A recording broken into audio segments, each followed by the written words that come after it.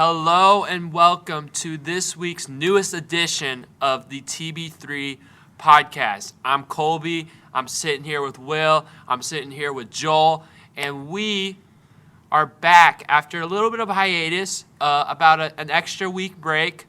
I'll be transparent and say we had some technical difficulties and we weren't able to re-record the episode.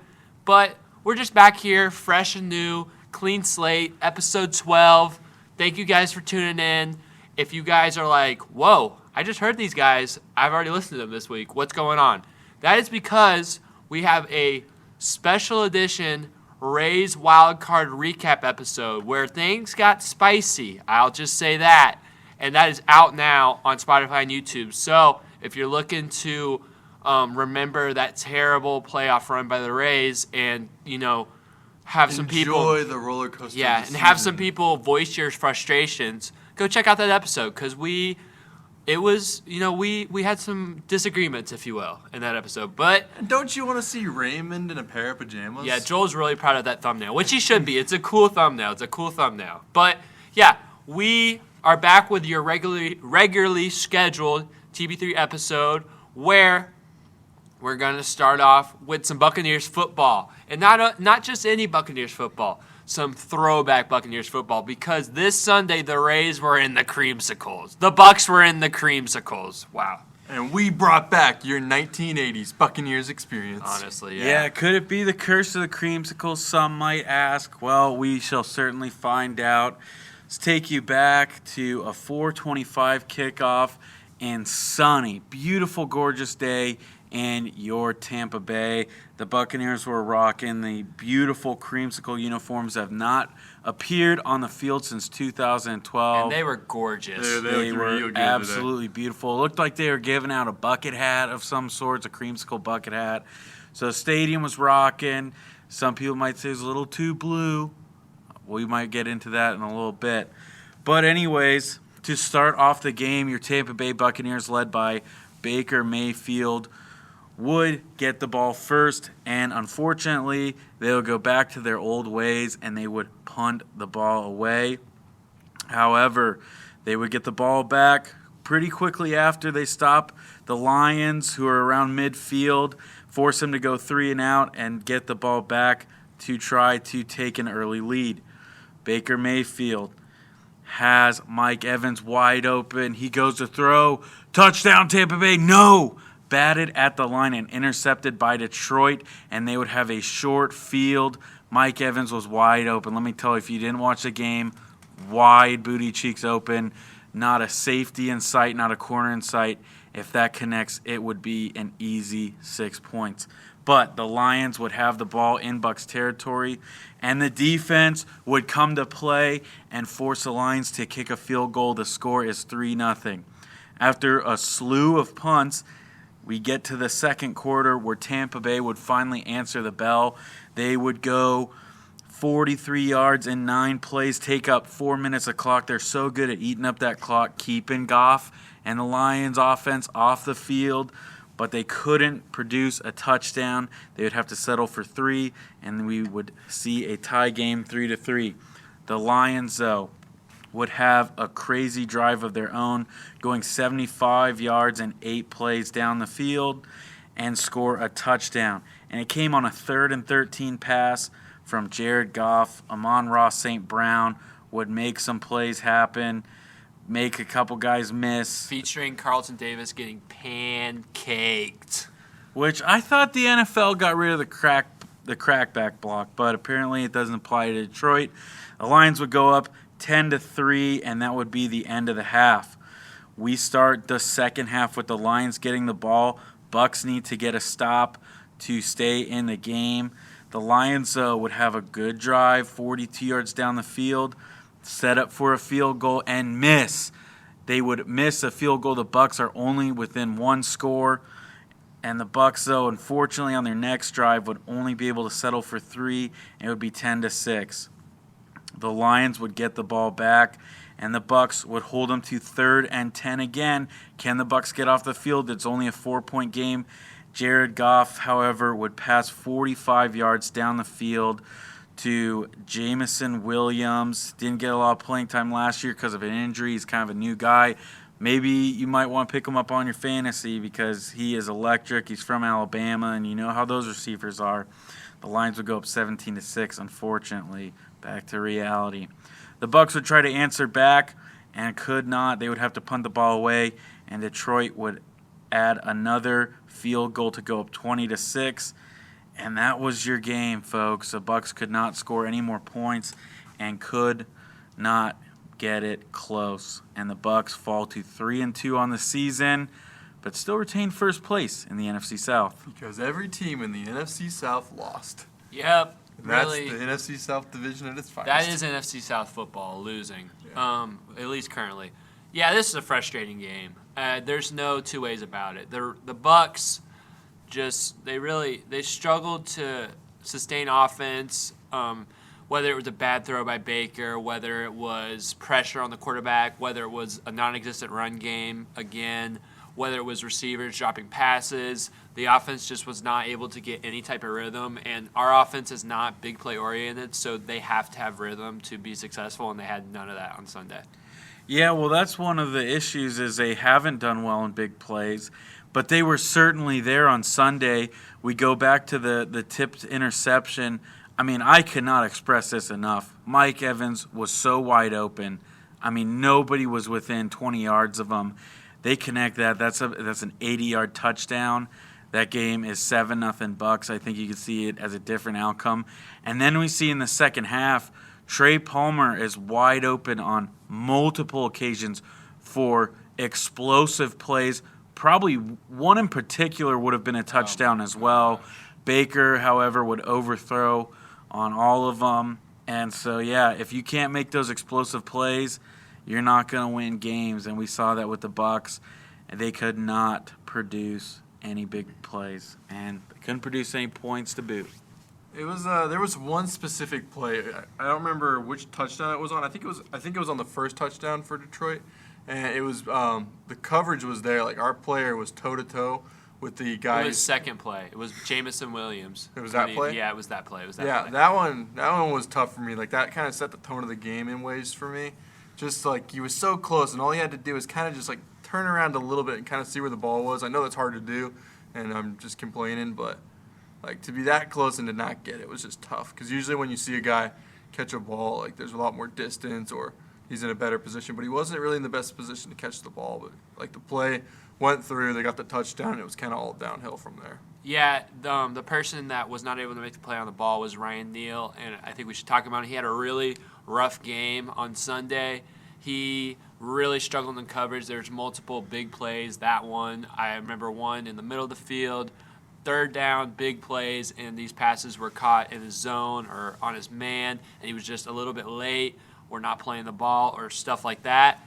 And it really did cost the Bucs because was he the corner or the safety? He is the safety. safety, but he was they put him in coverage a lot with the schemes and the way they bunch up the receivers and stuff like that. And he did not answer the bell, which is unfortunate because he is a big free agent signing. And a lot of people were kind of ragging on him like he's been playing bad all season. That's not the way I've seen it. I saw this one as a really bad game from him, but I haven't really seen bad games from him consistently, in my opinion. Makes me miss Jordan Whitehead, though. Oh, yeah. Makes me miss him a lot. Especially the way he's been playing on the Jets, too. Oh, yeah, lights out for the Jets defense.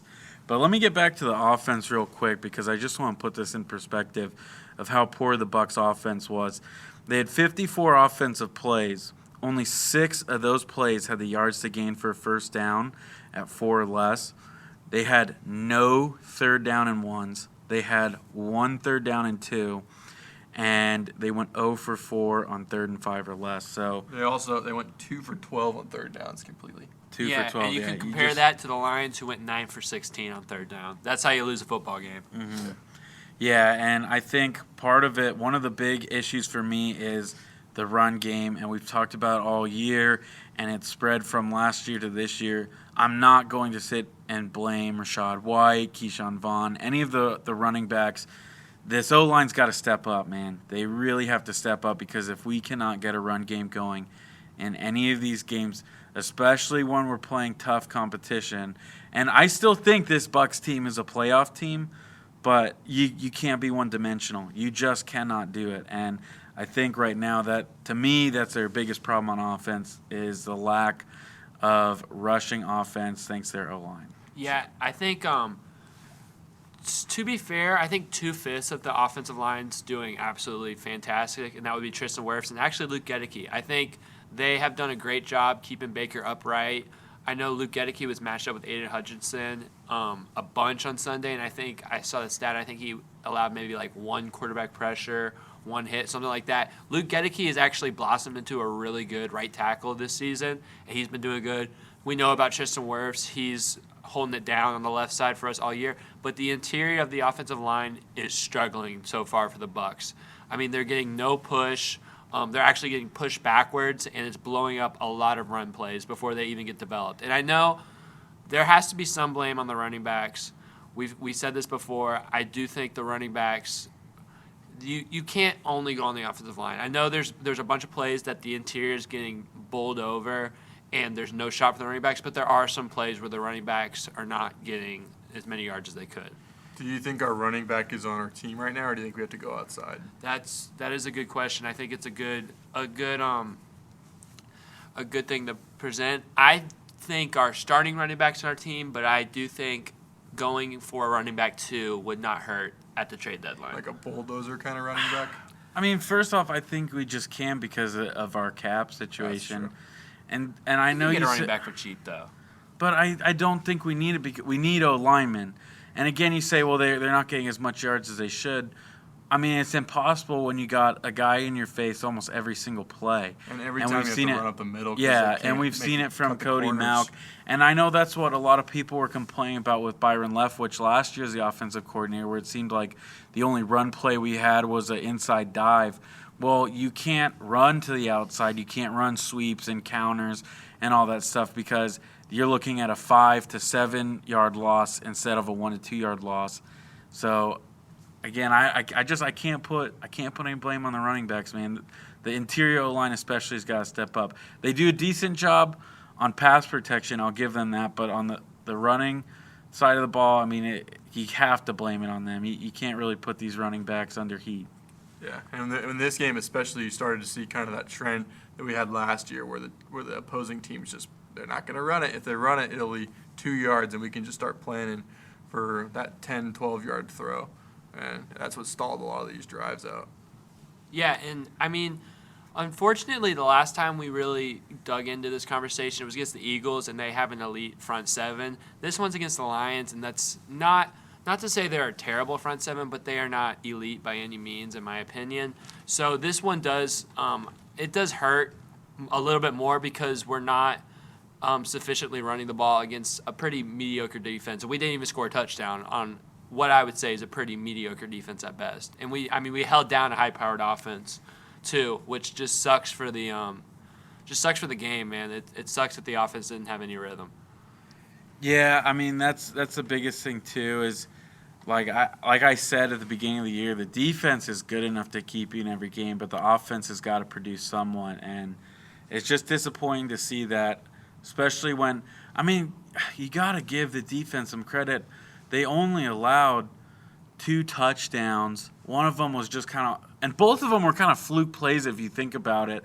Like the Bucs, it was a missed tackle and a kind of a cheap block. And I almost think Amon-Ra stepped out there. They did not go over that replay at all. But you think he might have stepped out. You never know what could have happened. And then the other one, it's a 50-50 ball. And Jameson Williams came down with it. So, yeah, you got to give the defense a lot of credit, and the offense just has to step up because you can win games with this defense. You can win a lot of games with this defense. So, to see this to only put up 6 points is very disappointing. I was trying to find the time differences between both teams on offense, but I couldn't find it. I'm guessing our defense was on the field for more of this game than it should have been, just because we only get 6 points and we're going off the field early on these drives, having to settle for the field goal. But I couldn't find it. Yeah, I'm not sure about the time, but yeah. Here, I got you. The Lions had the ball for 36 minutes and 30 seconds, and the Bucs had the ball for 23 minutes, 30 seconds. So they had the ball for more than a half. The defense was on the field for a long time. You saw it in those longer drives that they made. And honestly, this game just came down to the Bucs not making plays in the big game, in the big play moments. Because I mean, I'm saying it again. The Lions were 9 for 16 on third down. The Bucs were 2 for 12. That is your ball game. Sorry, keep going. There's no way you're gonna win a football game if you're letting them have back-breaking conversions and extend drives, and then when you do get the ball back, your offense isn't able to stay on the field and keep the ball moving. It's just not gonna. You're not gonna win. Yeah, there's only 2 drives where the Bucs had more than 6 plays on offense on any given drive. I mean, the defense needs a break. I think we saw that last year too, where the offense would be so dormant in the first half, and yeah, we threw a lot of blame on the defense. They weren't playing well. But you think, I mean, the offensive struggles have not gotten any better since last year. They really have not. So yeah, you gotta be able to sustain drives.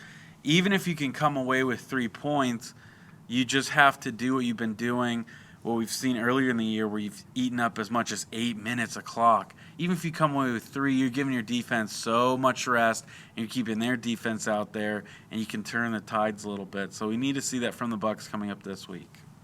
I mean, with this game, like the third downs for the Lions were starting to feel automatic.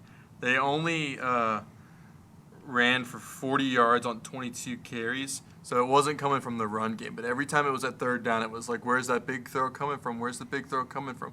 So for whatever reason in this game, we just could not defend against the pass. Like the pass was coming on these third downs, and I mean they couldn't be stopped. What are we saying? 9 for 16 on these third downs. Yeah, and that's what hurts is because when you go into this game and you look at the Lions' attack, the rushing game is what they pride themselves on. The running game is what sets up all their passing, and the Bucs did a great job on that. But in this game, the Bucs just weren't really able to get pressure on the quarterback.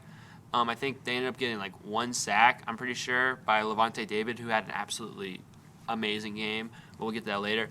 But they weren't able to get pressure with 4 men. When they sent blitzes, the Lions picked it up, and Jared Goff got the ball out in time, and that's killer. If you can't, that's why they're converting all these third downs, is because Jared Goff can scan and find the open man in the zone, and with safeties and corners that aren't able to cover as well, and they're better in the run game, that's a recipe for a lot of third down conversions. Yeah, pressure is a big thing. We did see some pressure. You forgot one name who got a sack, and that was a rookie first-round pick, Elijah Cansey. He got his first career NFL sack. The pressure was there, but yeah, it wasn't enough. I like the blitzes. Like, the blitzes work, but you can't do that every time because, again, with Todd Bowles' defense, he's running a lot of man, and you put people like Ryan Neal in a position where it's a 50-50 ball. I still think he should have made that play, but you're going to run into that more times than not. Another example would be 2021, where we had Antoine Winfield one-on-one with one of the fastest receivers in the game in the playoffs, Cooper Kupp. Hate to bring that up. But when you dialing blitzes are good, but you also have to be able to sustain pressure in 4-man. You just have to. And I know there's a lot of young cats out there. JTS is in his 3rd year. Elijah Cansey's a rookie. Vita Vea, he's good at pass rushing, but he's more of a run stuffer. He's great at both, don't get me wrong, but with a big man like that, he takes up a lot of space. And then Shaq Barrett, he's coming off of an Achilles injury. So, yeah, we need to see that front 4 make some more pressure by themselves so we have more guys in coverage, because running blitzes every single time because you can't get pressure in 4-man, it's not a good formula either. It's not. And another thing the Bucs defense did not do this game is they didn't force a turnover. This was the first game that the Bucs lost the turnover battle the whole season, and they lost it 1-0. It wasn't like the offense was throwing the ball away and sloppy, but the Bucs just, like I said, it's a theme of this game. They just weren't able to make the play. I know there's a couple batted balls up that could have been intercepted. I know there was one play where I thought Levante David he almost Odell'd one. Yeah, he almost Odell'd one. And these weren't like dropped interceptions or anything, but they were just like the Bucs were just a step away from making the play all afternoon, and it just was so frustrating to watch, man. I can't. All the dives. Oh, all the dives. Balls off the hands of receivers. The ball is just barely tipped at the line. Stuff like that. It's just so it's frustrating. It was a frustrating game, and the most frustrating part is I feel like the Bucs had all the chances and all the capability to win the game, and they just didn't execute. Mm-hmm. Yeah, I think if you're going to take anything positive away from this game, it's that, because the offense played terrible. They played absolutely terrible, and the defense struggled mightily, especially on third down. But you still look at all of that, and the Bucs were one play away that entire game from either tying it or taking the lead. And I just think if this team can figure it out on offense, start sustaining drives, get I know they've had a lot of time together, but get true chemistry between Baker, Mike, and Chris Godwin. This team could. They really could. I mean, when we get to the playoffs, they could make a little bit of a run. Oh, they could, really for could. sure. They have the talent, and they just need to make the plays. You did mention Chris Godwin. He was probably the only bright spot on offense this game. He had 6 receptions for 77 yards. He's been the biggest receiver the last 2 games with Mike. I mean, I guess we got to cut Mike some slack. He was coming off an injury. He could be a little off, but Mike Evans did not have his best game. But Chris Godwin picked him up just a little bit, and they were trying to get the ball to Trey Palmer. At least I like to see that. He's dangerous. Yeah, he's man. dangerous. He is really dangerous. I like that we're increasing the amount of targets that we're giving Trey Palmer. We just got to connect on those big plays because they were there. Yeah, they were really had there. he caught one of those big throws we had him, we'd be out here praising him. I know it would have been 10-10 at that point. It's a whole different ball game. Yeah. And then I got to come out and shout out, man. Levante David was the best player on the football field on Sunday. He had 12 tackles, a sack, 2 tackles for loss, a pass breakup, and a quarterback hit. So he was in those creamsicles. He brought his orange creamsicle car. He was feeling good, man. That was vintage Levante David. He's the only guy left on the team who wore the creamsicle. Yeah, I was just about to say that. He was a rookie. He's like, I know how to play in this creamsicle. Yeah, I've done this before. He was feeling young because he was like in his rookie jersey. And honestly, that makes a lot of sense. I heard another guy talking about this, kind of in like getting ready for the show. They were saying that the creamsicle might have been getting in a lot of these guys' head. Like nobody was really asking the real questions about the football game. They were all like, "Hey, how does it feel to be wearing creamsicle?" They're like, "It's great. I love it. The history of the Bucs." But Levante David already playing in this game. He's like, "I don't care about the jersey. I'm just out here to win." Yeah, you could say there was a little hype about it. I actually agree because on the Bucs, whatever they call it on the radio, they have that like one player interview a week. The first like 5 questions were about the creamsicle uniform. It was Antoine Winfield. It was like nothing about the game. So you could say that a little bit of a distraction. Definitely a little distraction. I think we all can agree on that. But I mean, there's nothing wrong with it. They were gorgeous. The creamsicles did not lose us the game. They were beautiful and took my breath away. I'll take a loss a year if it means we get to wear creamsicle. I will too. Yeah, honestly. It makes me so mad because I said I don't think I said it on the show, but I said it in privacy that if the Bucs lose, you're gonna hear people say they're cursed, creamsicle curse, and sure enough, thanks to Barstool Sports, they proved me right. But yeah, we don't listen to Barstool Sports. They're not actually just sports. Wow. They might be cursed, but they look great. And I'm sorry to all you people who were born from 1982 and below. This generation just really likes them. I don't know Breaking news, news flash. It's Tuesday, October 7th. The Lightning are playing a hockey game, and they just tied the game up with 7 seconds to go in regulation, and we're headed to overtime. So just know you're getting Lightning content this episode, and we're tuned in. We're tapped in. We had baseball's out, Lightning's in. For those of you who've been begging for Lightning talk, in the last episode, we had a bunch of stuff. We went over playoff predictions, this and that. So I'm sorry we won't recap. It'll just take too long. But believe me, we will be talking about the Lightning a lot. Back to the Bucs. Yeah. Also, I want to say shout out Jamel Dean. I think this was by far his best game of the season. He had 6 tackles. He was up there in the run game like he always is, aggressive tackler. But he also was playing great man-to-man coverage. There was multiple plays where the receiver he was covering was targeted. He had him blanketed, and then obviously there wasn't a lot of passes completed on him because he was playing great coverage all week. And I think the bye week, and I think he got the game before the bye week off. I think those couple weeks off really served him well. He was looking healthy. He was looking like a brand new player. So I love to see that because he had a rough start to the season.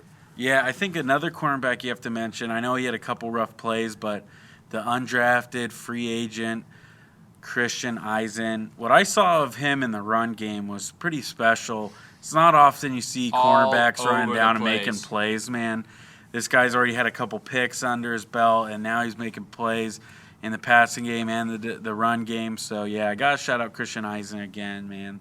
So just another steal, another great gem by Jason Light. Got to shout out him, too, as well for that because, again, all 32 teams passed up on that guy every single round, and Bucs were able to get him. So, big steal. Yeah, and he was, if you didn't watch the game, these plays Will's talking about, these weren't like perimeter runs. These were like in the teeth of the defense, in the hole, man-on-man, in there with the big boys. Blocks. Literally, no, he was in there, and that was part of the reason. He was probably one of the biggest reasons that the Lions were held to under 50 yards rushing. So, good on him. Honestly, good on most of the defense except for Carlton Davis, who was absolutely abysmal in tackling on the perimeter, and the Lions kept running these bubble screens and quick throws, and it was kept being on Carlton Davis's side, and he kept just not taking the right angles, getting pancaked, and he really did get exposed in tackling this game. The Bucs need to, I think what they definitely need to work on in practice, they did get exposed in the screen game, and Carlton Davis was to blame. It was a lot of other guys, too, taking bad angles or just getting washed out of the play. You can't have that because teams will see that on film and they'll run against you. I know somebody that would really love to do that is the Atlanta Falcons, who are coming into town this weekend at 1 p.m. This will be at Raymond James. And Bijan Robinson, man, he's itching to get a couple screens. He's going to want to make some plays in space. So the Bucs got to get that right in practice as they have a big divisional matchup coming up this week. What are your thoughts on this week, Joel? I mean, there's still Bucs conversation. I also want to say that what Will was talking about, the screen game and the schemes and stuff of it. The Bucs were there to make the plays. I mean, almost every single time I'm like, oh, there's like three beautiful orange and white jerseys over there. They're going to make the play, and they just kept getting blocked off, kept missing the tackle. So this was all about execution. I think Todd Bowles, we can give him some heat, but I don't think he called a bad defensive game on third down. I think he was doing what he could to try to get pressure on Goff with the blitzes. I think the players a lot of times were in the spot to make the play, and they didn't make the plays. So for me, personally, I would not put a lot of blame. Okay, I would put blame. How did you guys feel about fourth quarter, midway through, the Bucs are down 2 touchdowns? It's 4th and 2 in their own territory. How did you guys feel about that punt? I hated it so much. I hated it too. The second they made that punt, I was like, well, we lost this game. We're not going for it. Well, like I said, they were unable to convert on any other third down that day, basically. It's the first time for everything, though. Like, that was like white flag.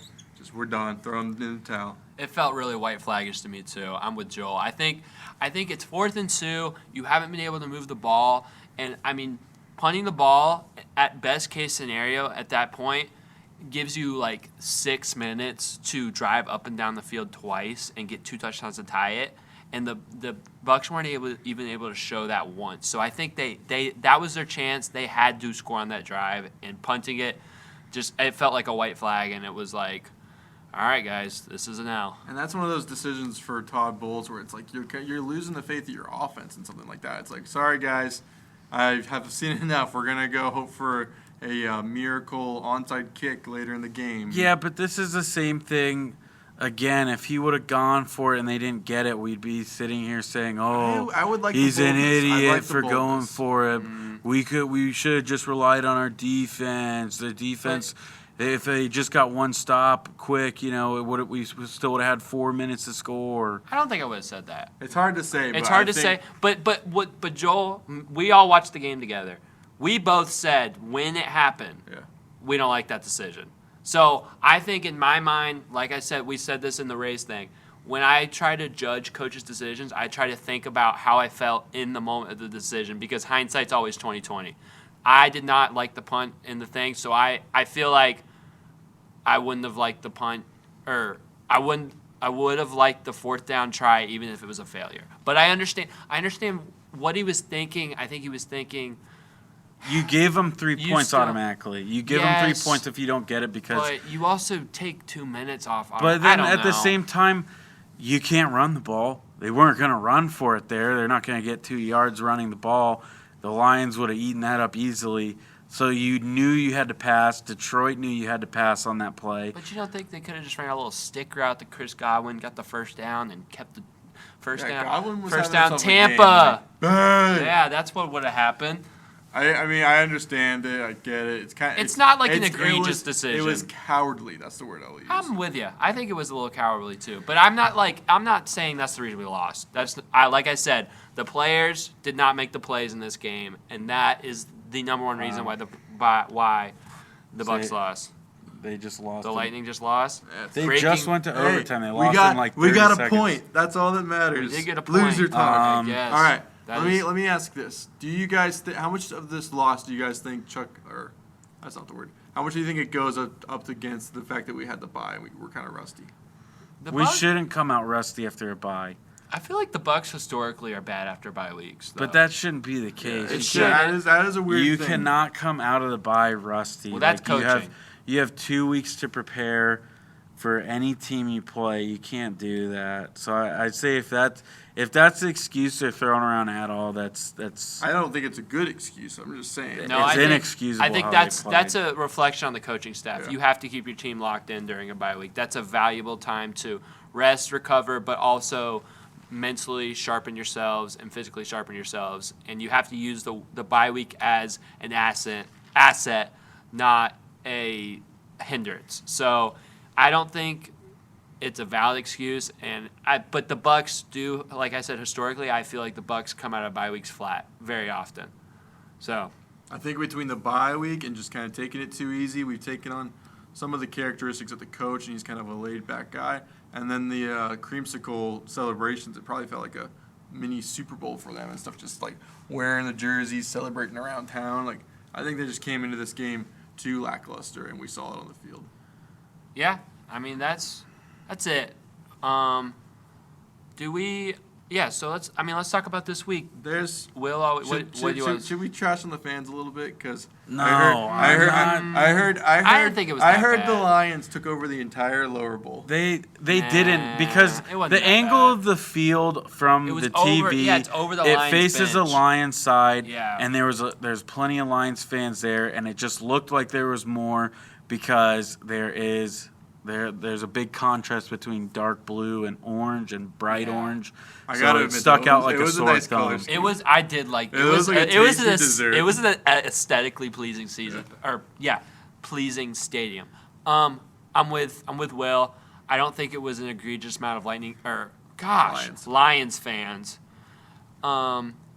I don't think it was as many as the Philadelphia fans. I don't really think it was a huge problem. I think the atmosphere was good. Like, it was getting loud in there. I think the hype around the Creamsicles worked. I think people were excited to go to the game. People were stoked. Yes. I mean, Publix was sold out of Creamsicle pops, and I had to get the low carb ones. It's okay. They're Yeah. so You good. know, everybody had the right idea. Yeah, and honestly, like, I do want to shout out, like, everyone a part of the Bucs, other than like the football team, handled this Creamsicle weekend amazing. The jerseys look great. The social media posts, like the old school, like when they're in like the Leroy Selmans, like, I don't know if you guys saw them and they're like dancing like the 80s. Such a cool video. The field looked great with the throwback end zones and the helmets.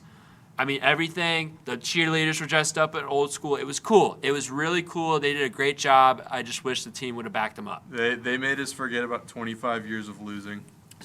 Honestly, yeah, they did make Creamsicles seem like a fond memory, but it really They isn't. did a good Well, job. it's because it's That's for all the bandwagons who decided to root for the Bucs after Brady joined, and now they're stuck with the Bucs. So they don't know the past. They don't know the dark history behind the Creamsicles, the 20-plus game losing streak to start their franchise, and having basically flying a plane with one wing for away games and terrible conditions, practicing on the Tampa airport and the side there while planes go by.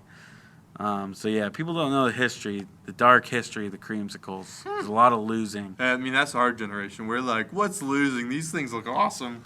I have a Josh Freeman jersey. Yeah, I love him, but I respect all the people who don't. I respect if people don't like him. If you're a long-time Tampa Bay fan and you're just too many bad memories, I get it. Because there's plenty of teams around the league that don't wear jerseys because they bring up bad juju. Yeah, so to our parents, we understand they're losing jerseys. That's fair. Do we have anything else, or should we preview this Bucs-Falcons game? I think we're ready for Time to go to the next game. Yeah, let's I hate move when on. we talk so long about a loss. It's like, let's get to the positive because there's always another game. And now for the rest of the year, you don't have to miss any Bucs football. They don't got a bye week or nothing. They already got it out of the way. And this is our job, man. We're Monday morning quarterbacks. And also, the Bucs are still in first place, guys. Yeah. They enter this game with a half-game lead above the Saints and the Falcons, who they will be playing at 1 p.m. like Will mentioned earlier. So, I mean, when I look at this game, I look at one person. And Will mentioned him, but I'm mentioning him again, is Bijan Robinson. Bijan Robinson is a rookie. He's come out of Texas, top 10 pick, and he's been absolutely electric in his first few games of the NFL. He makes people miss like I've never seen before. He's shifty. They give him the ball all over the place, hand it off, throw it, doesn't matter. They're going to try to get him the ball as much as possible. So the Bucs need to have a hat on him at all times, and they need to have all hats to the football to get him down, because if we let him get out and get in space, it's going to be a long day for the Bucs. Yeah, that's what concerns me the most, is seeing how much the Bucs struggled in the screen game against the Lions. You know the Falcons are going to want to dial that up. To show you some stats, in only a couple games, I mean, this season's fairly new. Bijan Robinson has 80 carries and 401 yards, average of 5 yards per rush. So this guy is looking to run all over that Bucs defense, and they got to shut him down. Another thing, too, is it is going to be on the defense, as it usually is. They are the leaders of the team. They need to get to Desmond Ridder. He is an unproven quarterback from Cincinnati. Yeah, he was on that playoff team and for the Cincinnati Bearcats back in the day. But, yeah, you got to get some pressure on him because that guy will throw some picks. Yeah, you know that guy can throw some picks. What is proven about Desmond Ridder? He's going to throw a lot of interceptions. He and will. we got to get back to making plays on defense. Catch those Yes, pop-ups. well, just jump in front of a route, because Desmond Ridder, while his yardage has gone up the last couple of weeks, I think he threw 3 interceptions last week, and I think he threw something like that the week before. He is interception prone, and the Bucs have the defense that we've seen all season up until this game to take advantage of a loosey-goosey quarterback. Also, another thing I want to point out, the reason we lost this last game, we talked about it so much, third down. The Falcons on defense are actually second in the NFL in opponents' third down conversion rate at 31.08%. And while the Bucs coming into the Lions game were actually one of, I think, top 10 in the NFL, they've dropped to 11th in the NFL, converting third downs at a 42.03% conversion rate. So the Bucs are they're in the 40%. The Falcons are in 30% allowed. Something's got to give. The Bucs have got to get that number to at least their average to win this game. Yeah, I 100% agree. Falcons' offense also is 29th in the NFL, scoring 29 out of 32. So defense, you don't have to allow much because the Falcons can't really score anyway. So another big reason why the defense needs to have a big game. I think I'm going in this game confident. I'm going in this game really confident. I don't know about you guys, but I know some of the games are close last year. If you look at the first time the Bucs played Atlanta last year. That was a sketchy game. Yeah, it was very sketchy. The Bucs win 21-15, and it came down to the last play of the game. Falcons were driving there, and the Bucs were able to stop them. But it was, man, was it a fumble? Did they fumble? I think it was a bad call. Yeah, it was something like that. Was Something questionable. I think it was a bad It was call. a bad it was call something- because the sports guys were all like, they only won it because of a bad call. Yeah, it was something I sketchy do to where actually like remember it was dangerous. And then the Bucs, as we know, they didn't play Brady in the last game of the season. Well, they played him a little bit. They didn't put Trask in. Everybody was upset about that. And Because it was Bucs, stupid. Yeah, the Bucs lost 30-17 in Week 18 last year. So they were 1-1 against the Falcons last year, with an asterisk, of course, because they didn't play Brady the whole game. But I don't know. The Falcons looked very well, very good against them the first game, so who knows if that was a must-win for the Bucs. I don't know if I would have been too confident. If they needed that to win that game last year, I don't know if I could 100% say they would have won that game. I'm feeling confident about this game because I just feel like we are going to own the NFC South this year. We've already beaten our toughest NFC South game with Saints on the road, in my opinion. So I think Falcons at home. I think we're gonna do this thing. I think it's gonna be a good game, a big bounce back game. The Bucs have yet to lose 2 in a row. Knock on wood. Hopefully it doesn't happen again. But I think the Bucs are gonna bounce back with a little bit crisper offense this week, and I think that's all they're gonna need. Yeah, I 100% agree. One big thing, I will be in attendance at this game. We'll have a TB3 correspondent there, so. Maybe multiple. We're still hashing this out, but maybe multiple, but definitely one at least. Yeah, I will be there for sure. I'll be on the Falcons side, unfortunately, so I'll have to rep the Bucs even harder. They travel fairly well for being kind of a bad franchise. They travel well. It's not that far. Yeah, it really isn't. So there will probably be a lot They want there. a little Florida sunshine. Yeah. So I mean, what are we giving our lost episode predictions the light of day, or are we scratching? I don't even remember. Yeah, what well, mine was. He has I them can written bring down. them up. I got them. Oh, Yeah, well, last week. I felt way better last week. Like that, I'm Last- feeling like we might be going on a little slump. Yeah, well, Joel, it makes me so mad, Joel, because whenever you pick against the Bucs or the Rays or the Lightning, you're always correct. Not the Rays. The Rays, I was The pretty Rays, bad at. yeah, but no, the Bucs, but I did predict this to lose in Texas. That's what I'm and you saying. guys When were like, when "We're it winning mattered the this most, one." he picked against them, and he was right. Hey, I gotta And win so this then- points game. So then he picks against. Well, you picked the Eagles, and the Eagles won that game. That one was easy. That one was easy. You're And then- undefeated in the Bucs. And then you picked the Lions to win 31-24. Was that So- close? No, I was. No. I was close to one of the college. Not even a I little was bit. close to one of the college games. Really, none of us are close. Colby and I picked the Bucs to win. Colby said 31-20. I said 26-22. Kind of a wacky score, but I thought it'd be that type of game, and the Bucs are that type of team on offense. I said that the ghost of our past were going to catch up with us in this creamsicle game, and that's what they did. Yeah, unfortunately, that's what they did. I feel like if you picked the Bucs, they would have won. Well, That's what I think. like the respect, though. Thank you. I feel like they would have won. So I guess we can get in predictions this week. Joel, start off with you. Who wins this game? Hopefully it's the Bucs. Hopefully you picked Are we the going Bucs. last week or this week? This week. All right, I'm going to go 24-13 Bucs. All right. Yes, Bucs There are we go. winning. Bucs are winning. Put some the money game. on it. Joel picked the Bucs to win. Don't do that. We don't advocate sports gambling unless it's responsible. Maybe I don't know. Honestly, No. if If it's if it was amongst legal friends, in Florida, just tell your friends we're going to win because We I don't did. advocate. if they had like I DraftKings thought or it something. was. No. Didn't they get FanDuel? I don't know. They don't, if they had, oh man, It's for my own benefit. I'd go It down. is- I'd it go is- down with it the is ship if because they I go did. crazy with that. I would. I really would. So Yep. I'm with Joel. I kind of feel like it might be a little closer than we'd like it to be. I'm going to say the Bucs win 27-20. That's a good score.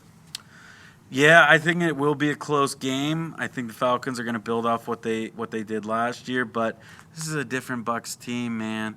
This is led by Baker Mayfield, and say what you want, maybe he had a rough start, but this guy's a warrior. He's a fighter. He's looking for some revenge. He's tired of the noise, and I think the Bucs win a very close one, 17-13. The Bucs will win this game. Wow. Is there any concern going into this week with Baker Mayfield's hand? That dude's always battling something, man. He's a tough guy. Yeah. He's a warrior. That might be part of the reason why he wasn't as accurate in this Hey, game. well, maybe we'll get to see the backup quarterback. You're right. Maybe we'll get to see the I backup didn't really quarterback. put that together. So you know how I feel about our backup quarterback. Little I'm not that Florida concerned. Georgia rivalry. Yeah. Hey, there you go.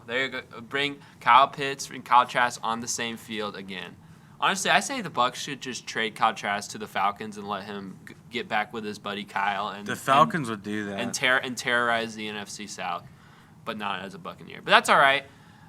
But yeah, I don't feel that concerned because either we'll put the backup in, or I think Baker will be all right though. He's a tough guy, honestly. He is, man. People can talk bad about him. They can say he failed in Cleveland and Carolina and this and that, but I don't know, man. I've grown so much respect for him. especially after all the hate he got last year, to come to the Bucs and you start out 3-2, especially on a team where everybody said they were tanking for Caleb Williams. Everybody said they were going to have a top 5 pick in the draft. And this guy wants to prove everybody wrong, and so far he's done that. So you can't not root for him. You can't not love the guy. And he's the perfect quarterback for this team. This is the prove yourself Bucs. He is, yeah, and I'm happy for him. And I hope it works out. Maybe he's not our franchise guy. Maybe he is. I'll root for him, man. He's gained a lot of respect from me. Might not mean much, but in my book it does.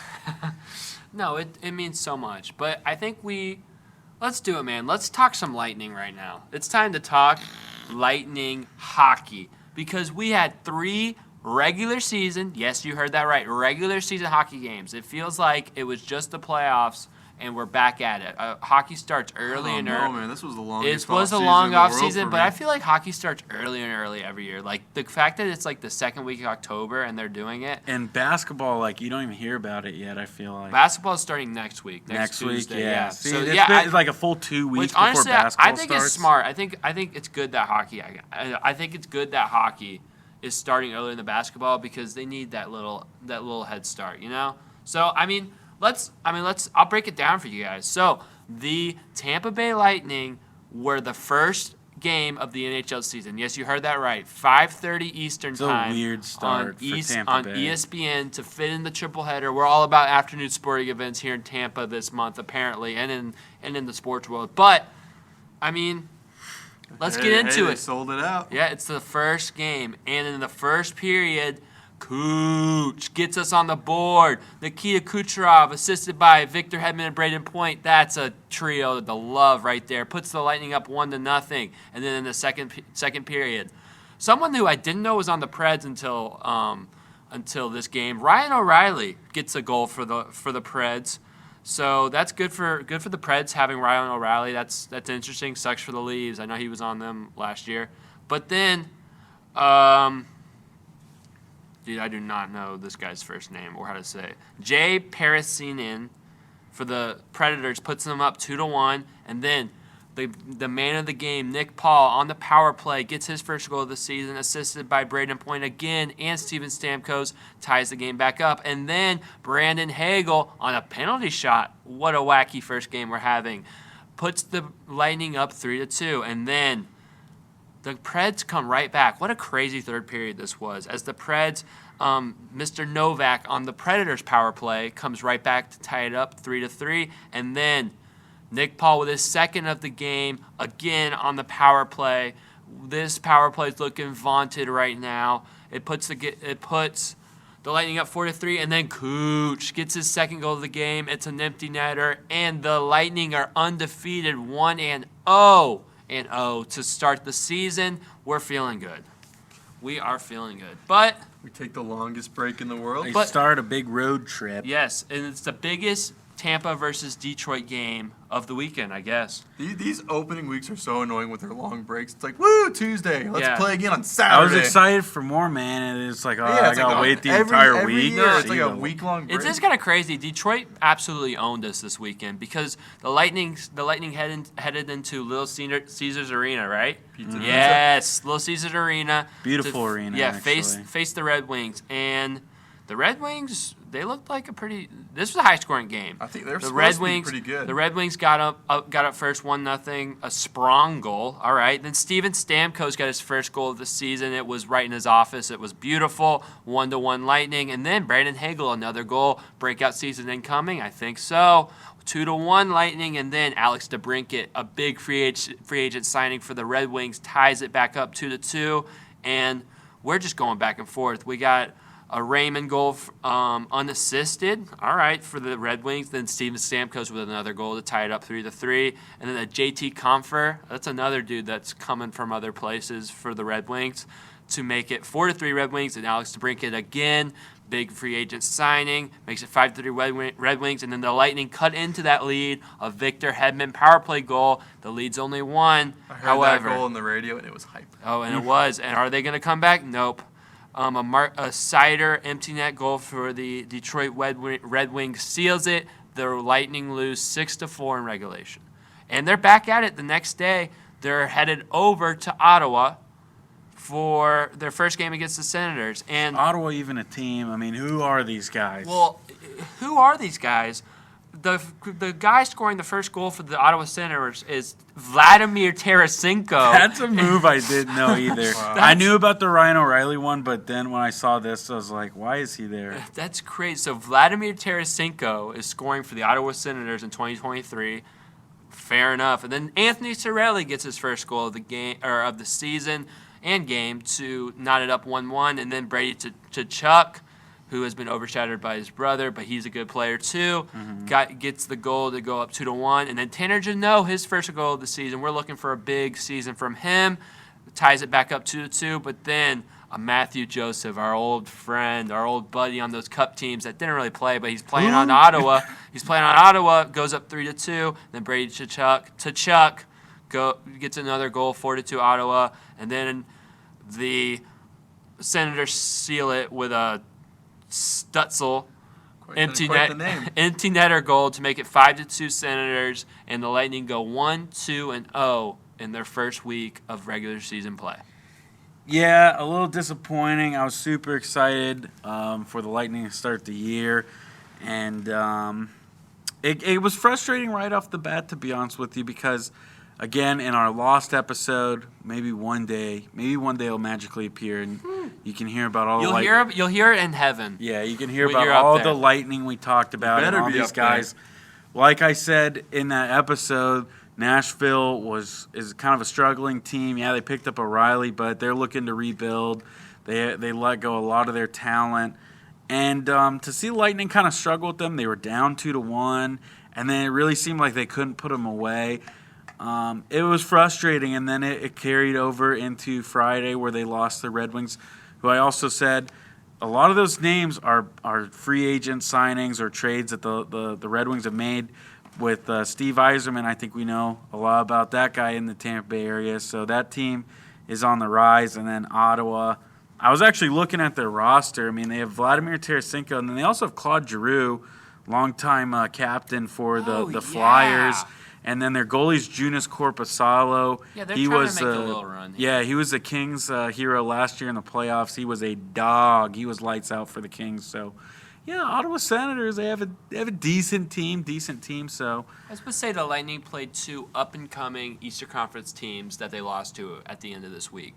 But another thing we pointed out on our lost episode that you'll hear in heaven one day is the Lightning have struggled on defense last year, and unfortunately, we're not seeing many improvements.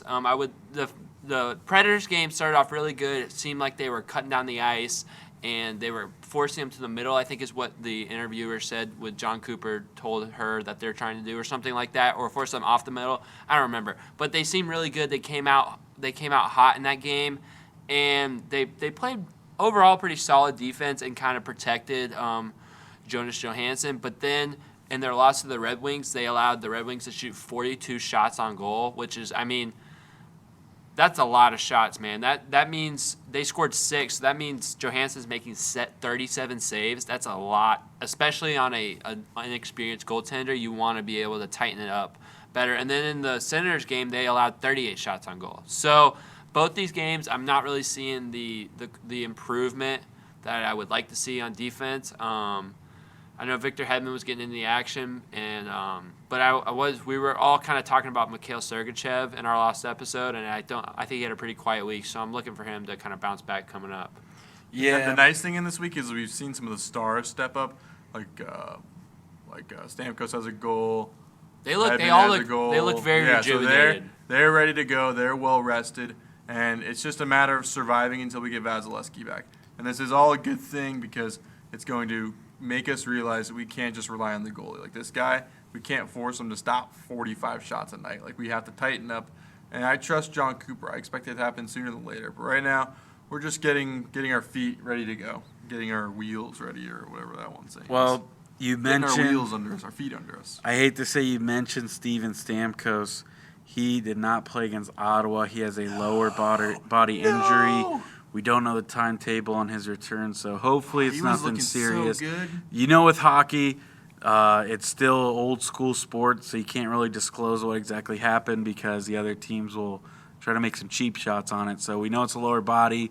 Don't know what it is outside of that. So hopefully we can get Stamkos back. His feet might be starting to go out from under him. So hopefully Hopefully. it's not anything in the not. legs.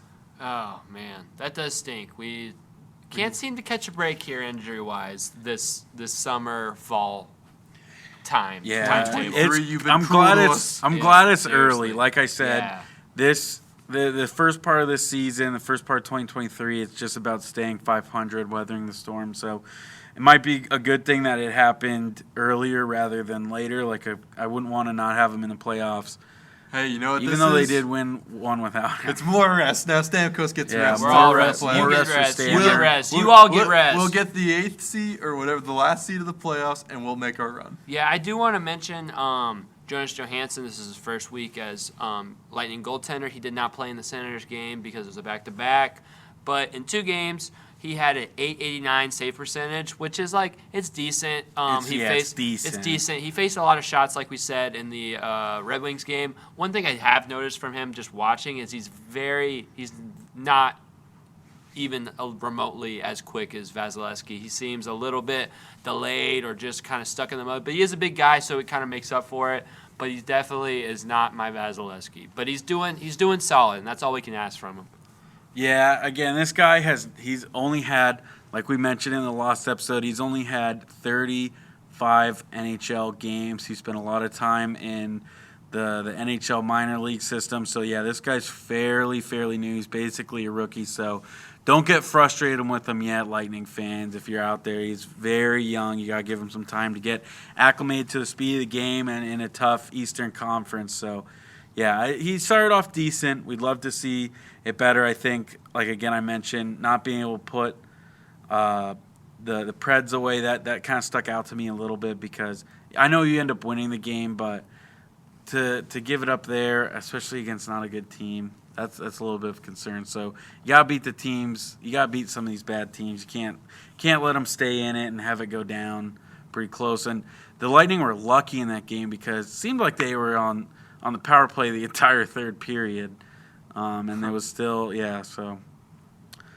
Yeah, He's only got room to get better. Yeah, and this, like we said, we're not going to overreact. It's still so early. It's the first week of the regular season. We're going to be playing these until March, April time. So, 2 people that stuck out that had pretty strong first weeks, Tanner Jeannot and Brandon Hagel. They were both players that in our last episode we said might break out this season, and they definitely seem to be doing that. So good for them. I really want to see Tanner Jeannot succeed because we gave up so much capital for him.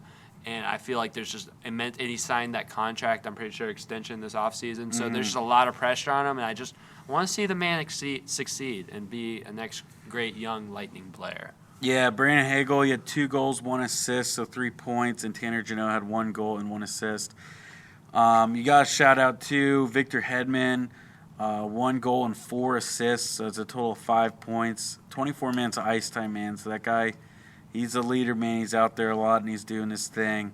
He's crazy, man. I don't think I've ever watched someone more consistent that I've rooted for than Victor Hedman. He is just Mr.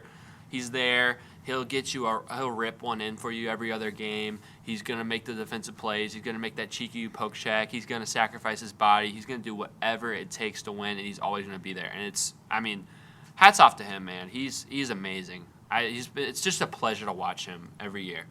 Yeah, they ask a lot out of him too, and he always delivers. He's just a solid guy. He plays so many more minutes than other guys. Yeah, he's a leader in minutes. The second most is Steven Stamkos with 19, followed by Kucherov.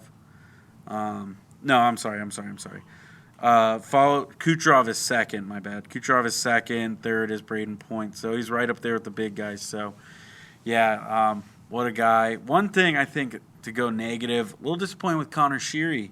The new free agent with the Tampa Bay Lightning from the Washington Capitals, 0 points, and his plus and minus was -5. So, not a good look for him. Yeah, he's acclimated to himself. He's there you go. But yeah, no, I think we all had pretty high expectations for him. We talked about it in our last episode. Sorry to be a broken record. We're just sad that it happened. But yeah, good for Connor Sheary. not good, but it's good that he's on the Lightning. I think he's going to succeed. I think he's going to be put in a lot of advantageous scenarios, and I think he's going to succeed because he's a really skilled hockey player. Mm-hmm. Yeah, we need him. We need these guys to step up. Can't go without mentioning Nick Paul again. I think that was such an underrated move, man. An underrated move by the Lightning. And this guy is just a dog. He's a warrior. He's making plays. I can't talk enough good about Nick Paul. Really got to shout him out. If you're listening, Nick, I'm rooting for you, man. I think nobody talks about it. The NHL doesn't talk about what a move that was. Not really a big name guy, not a star, but the Lightning bring him in, and he's a dog, man. He's a dog. They're still able to do it. They still make these good moves. So I have faith in the Lightning. Our management's great, and hopefully they're not going anywhere. Yeah, hopefully Jeff Vinnick, maybe he's looking to purchase another team in the area. That's right. Mm-hmm. Maybe that's on my Christmas wish list. We can only hope. Yeah, so, I mean, we can look ahead. The Lightning have 3 games this week. Already one that we mentioned. Yeah, we won't predict that one. Yeah, we'll just because we'll just predict the next 2. Then we'll do the next. We'll talk about this game. We should have locked in our predictions before the episode. I just thought it'd be going on while we not on our phones. I didn't because in the script I put Lightning first, so I expected it to not be over, so he'd predict, and then we could be like. But we started so late that the game was almost over. Yeah. So yeah, it is what it is. But yeah, we'll just predict the next 2. Those next 2 games are 2 home games. We're back at home after a 3-game road trip. We host the Canucks on Thursday, and we host the Toronto Maple Leafs, looking for some revenge on Saturday. And I'm just gonna say it: the Lightning are going 2-0. They're tired of losing. They're going to win both these home games. I wish I could be so positive. I'm going to go 1-1. Hey, I said 1-2 last week. Yeah, you did. So I was right. Congrats. I'm going to go 1-1. Toronto's going to make fun of us. Oof, I don't know. I would hate that. I would too. You know what I'm saying? I'm saying they go 1-1, but they lose to Vancouver. I can see That's that. I think that might be the most likely thing. Yeah. I said 2-0. Last week, I predicted they would go 2-1, and Steven Stamkos would get me a goal. He did. He let me. He's got my back in the predictions. Colby said 2-1, so you got that. You picked Connor Sheary for a goal, so you didn't get that point. 1-2. Unfortunate. I say 2-1. Yeah. Sorry. It's 1-2. Yes. But Joel, you said 2-1. Darn it. That's what happens when I'm positive. And you picked Braden Point to score a goal, which he did not, unfortunately. He assists. Yeah, I think he had like 3 or 4 assists. He had some assists, man. Come on, Lightning are trying to win this competition. But yeah, so I guess we set our predictions for the wins and losses, but who's scoring a goal? Colby. I'm going to take. You're not going to hold Braden Point down 2 weeks in a row. I'm going to take Braden Point. If it was available to me, I was going to for the sake of redemption. Nope, I'm taking Braden Point. I'm going to go Hagel. Brandon Hagel. Yeah. Who do I like? Who do I like on the Lightning to score me a goal? His name starts with S. Oh, wait, he's hurt. Never mind. Don't do that. He's hurt. Yeah. Let me think about this here, because I'm down right now. I need to get a point. I'm gonna say Nick Paul. I've been talking so good about him. Give me Nick Paul. He's gonna score a goal. I like it. All right, yeah, these are big. A whole lot of points going around every week. So I'll give the score tuned. at the end. Yeah. For those of you watching, you can watch the Lightning on Thursday at 7 p.m. on Bally or not ESPN Plus if you have Bally, because they'll black it out for you. That's just how criminal these streaming services are. So watch it on Bally. And then Saturday, it'll be at 7 p.m. on NHL Network. So if you have NHL Network, you can look forward to watching that on primetime national television. All right.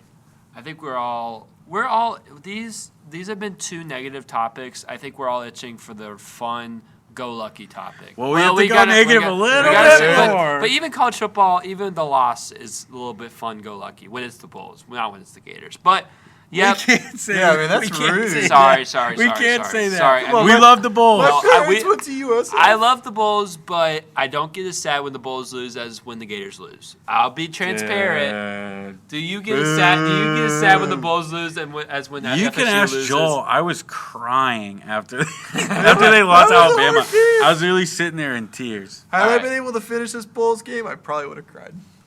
I cry after every Bulls loss. I bleed green and gold. Well, you've been crying for 2 straight weeks because your USF Bulls lost to FAU, the Owls, at home, homecoming. The new rivalry is what people are talking about Yes. this game.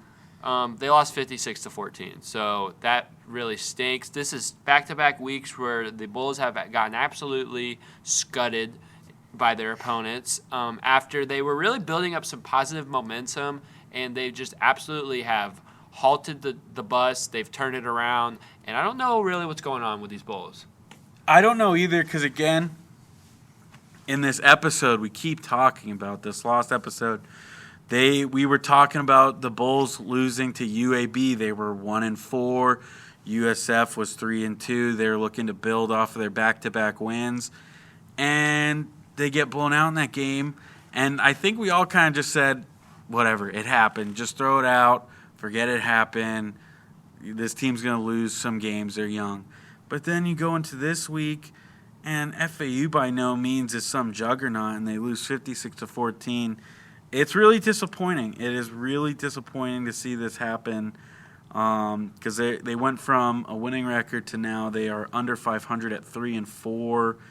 And if you can't beat these American teams, it's not going to look bright for you, especially with all this conference realignment. If you can't get out of the AAC, I mean, it's just disappointing. Yeah, it's a game like this that kind of allows Florida Atlantic to take another step past USF in the expansion into the power conferences. They already so went to the Final Four in basketball last year too, so they're right. Yeah, in the they're high. big. It's man, they're football big time. or nothing. They're top. So- They're top 10 in basketball in the preseason poll. And I think give me they FAU have vote. their own stadium already, so like they're already ahead of us. But this is just another They have the sad- Boca Raton Bowl. sad reminder that they're ahead of us. This game was closer than it looks. Like I know the score is just so ugly, but at halftime it was only 21-14. And I was watching this game. I'm like, Gators, I don't care about you. My stupid FUBO only lets me have one screen, so I'm watching USF, and my phone just messed up. They went 30. The FAU scored 35 unanswered, so that part was disgusting and Yeah. heartbreaking and all of the above. But Can't I mean, let that half this game was pretty exciting. It had me glued to my seat. Yeah, and this is back-to-back weeks where the Bulls have given up 56 points. A defense that only gave up 17 to Alabama is giving up 56 points back-to-back weeks Well, to I thought they American gave up. teams. Didn't they give up 41 to UAB? No, it's 56. I just looked. 56-35 UAB, 56-14 FAU. Dang. Yep, 56 points back-to-back weeks. Wow. And in this game, USF allowed 587 total yards of offense by FAU. That is almost 6 times up and down a football field. 6 times. USF, what are we doing? And the offense only scored 14, but you're scoring 14 and a half, and you're staying competitive. It's a lot of pressure on an offense to score every possession when the defense can't get off the field. And that is what USF is doing right now, and I don't understand it. We've talked about some playmakers on this defense. Day Evans, man, come on. And it's just, for some reason, the aggression, the discipline, it's just gone these last 2 weeks. I don't get it. There's no passion. There's no passion. There's no aggression. aggression. Yeah, seriously. Yeah, okay, this starts to ring a bell because in the lost episode, I said last week you can't put up 35 points on offense and expect to lose a game. You just shouldn't. So I don't know what's going on with the defense, man. It is very, very concerning. This week the offense didn't score as much points, but again, you give up 35, I mean, you're done. You're not coming back from that. You're not going to do that, especially in one half alone. 35 points, that's embarrassing. It really is. And, man, I don't know. We were kind of talking about before if it's time to make some coaching changes at defense. I don't really want to say that yet, just because of how good this defense has played all year up until this point. Like, I don't know what it is. I don't know if they're just used to scoring a lot of points in the defense. Maybe they just figured something out. Maybe the USF has some tendency that other teams have seen in film. But you either got to make an adjustment or something's got to give, because this is hurting them in so many ways, including recruits. You really need – I think the biggest thing in college football nowadays at these small schools is you have to win now. You have to win now. You can't get blown out every single game. Todd Orlando is a former USC defensive coordinator. That's why I recognize his face. That's not good. What are we doing here? That's not we're not hiring people from defensive juggernauts. It's USC, and USC can't play defense. He might be the only guy who'd be willing to go to the Bulls. There's a young and up-and-coming great defensive mind that we can find that's better than an old person who's been the defensive coordinator for one of the worst defenses ever. And that was in 2021. So that's you got to step ridiculous. out in faith on that one, and hopefully they do one day. Yeah, exactly. And like I said, you really you got to win now, and these recruits got to have a reason to come here, and you can't live off of the 17-3 loss to Alabama because you kept it close. You got to keep winning games, and I thought they were on the right track after beating Rice and beating Navy, and then you do this. I think Rice is a better team than both these teams they lost to. I don't get it. I don't understand. Maybe it's Kodak Black. Maybe he's in the locker room a lot. He's cheering them on. He loves FAU. Maybe they had some extra motivation. USF needs like Rod Wave in the locker room or something. He's he's a Tampa guy. Yeah, Lakewood High School graduate. They need Wade Boggs in there. There you go. Wade Boggs. No, but seriously, something I've noticed with USF is throughout the course of the season, whether you look at the first game or you look at that fourth quarter against Alabama or these last two games, when they start to see their games slipping away, when a team scores a touchdown or they throw an interception and stuff, they are not able to grasp the momentum back after something bad happens. And I think that's a sign of a young team, which USF is. But in the future, and starting down the stretch of this season and into next season, they've got to be able to find ways to grab back momentum, or they're just going to let games keep sliding away like they have. Yeah, but that's the thing. Against Navy, the Navy punts the ball away on their first drive, and they fumble it on the punt. They give up a touchdown. Then on their second possession, they go for it on 4th and 1 and get stuffed and give up another one. It's just so bad that but still, you were still down 14-0 against another college football team in your conference, and you're able to find a way to figure it out there. Like, whatever you did in that game, you gotta bring it back for the rest of the year, because they were down in that game and they were able to figure it out. I don't know what it's been the past 2 weeks. I really don't. I'm baffled. I really am truly baffled, because, again, this is a new coach, it's a new team, and they've had some great games this year. They've had some great games. Yeah, but I just don't know what to make of them still. No, I'm baffled too. But hopefully we can be baffled by a huge bounce-back performance, because USF is right back at it. They're going into the non-conference because they're heading into Connecticut to play the Yukon Huskies, a team that is known for basketball, not football, because they have a terrible football program, and they've continued to have a terrible football program. They're 1-5, and USF, this is a must-win. I'm saying it, USF. Yeah. This is a must-win game, 100%. And you have to do your it. bowl hopes alive. Yes. This is a must-win for the Bulls. You cannot lose this team.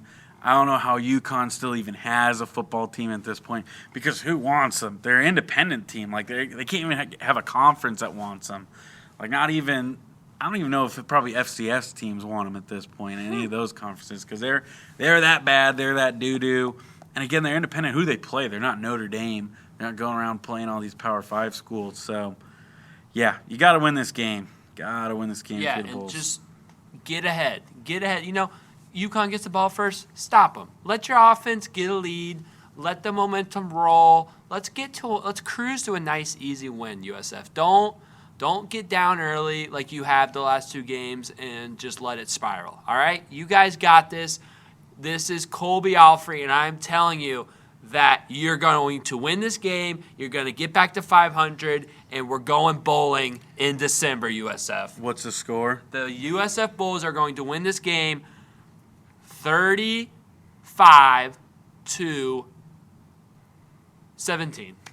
17. I like it. All right. This is a rebound game for the Bulls for sure. Every weekend is an opportunity to grow. I think they'll hopefully be able to rebound from some of the times in the game where things go bad. Again, just all these learning opportunities. This is a young team, new coach. So I'm going to say Bulls, got to do my football math here, Bulls 31, UConn 13. I like that score. That feels right. Yeah, that's a good score. I like what you said, Colby, talking about bowling. The Bulls are halfway there. They're halfway there. You just need 3 more games. You get this one out of the way, only 2 more to go. That is so doable in this conference. You got to go 500. Just split That's the so last doable. 4 after Exactly. You are so close. It would be so huge for this program if you can get to a bowl game in your first year. Probably thinking something like maybe the Bahama Bowl. It'd be huge for Colby, who predicted them to go 6-6 at the beginning of this season. You did. It would be huge, and I would love it if you did I would that. appreciate it if you did that, yeah. So I'm going to also hop on the train. I think the USF Bulls win this game easily. I'm going to say 37-10. I think the defense bounces back. Right. 37-10. Guys, I have been waiting to talk about something exciting and happy all episode, and we're finally here because I get to talk about the Florida Gators winning a road game. I can't tell you guys how happy I am right now. And this wasn't an easy win. This was about as hard of a win as you possibly could have. I'm talking about the University of Florida, the Gators, going into Columbia. Can I cut you off when you're done? Finish it, but then I got one more USF. Going into Columbia. Anyway, tell your thing. Okay. I'm going to restart. So, no, don't do that. I'm sorry. I should have said this earlier. The USF Bulls won because in this game at Raymond James Stadium, they were using the old school font for the Bucs, and because of that, the Bulls had a technical throwback on their helmets. They had their throwback. It was nice. The Robo Bowl was fire. It was nice. So that was a win right No, that was a good thing to mention. Okay. But we're back to the Gators. We're back to happy. They went into Columbia, South Carolina. It was Cocktober. It was rocking. What are we going to do? We're going to win 41-39, and we're not going to do it easy. We're going to do it in thrilling fashion because the Florida Gators, with 9 minutes left in the fourth quarter, were down by 10 points, 2 scores. And what did they do? They got the ball. They went down. They have 4th and 11. They converted that. And then they went down. Arliss Boardingham taps the ball to himself in the end zone. Beautiful catch. We're down to 3 points. And then the defense, who struggled mightily to keep Spencer Rattler in the pocket, to keep the receivers covered, gets a huge stop, stops a couple run plays. Spencer Rattler tries to scramble. They're on him. He throws a check down, tackled immediately. They get a huge stop. And then the Gators get the ball. Incomplete pass. Uh-oh. Incomplete pass. Uh-oh. Incomplete pass. Oh, my goodness. It's 4th and 10. This is where the game is decided. Graham Mertz steps back to pass. Oh, there's pressure on the right side. He rolls out. He's looking for Ricky Pearsall. Back shoulder catch. First down, 50-yard line. And then, as Billy Napier said it so elegantly, God smiled on the Gators because Mr. Graham Mertz threw a pass behind Ricky Pearsall, but swooping in was Eugene Wilson, taking the ball all the way down to the red zone, and then the Gators finished that drive off with a beautiful route by Ricky Pearsall, beautiful throw by Graham Mertz, and a touchdown to put them up 4. And then South Carolina had about 40 seconds left. They could do this. They could get a big play. But the Gators bore down, and they kept Spencer Rattler in the pocket. He's getting pressured. He's throwing the ball deep, deep, deep, and it's intercepted. Miguel Mitchell. Oh, my goodness. The Gators were able to run the clock out.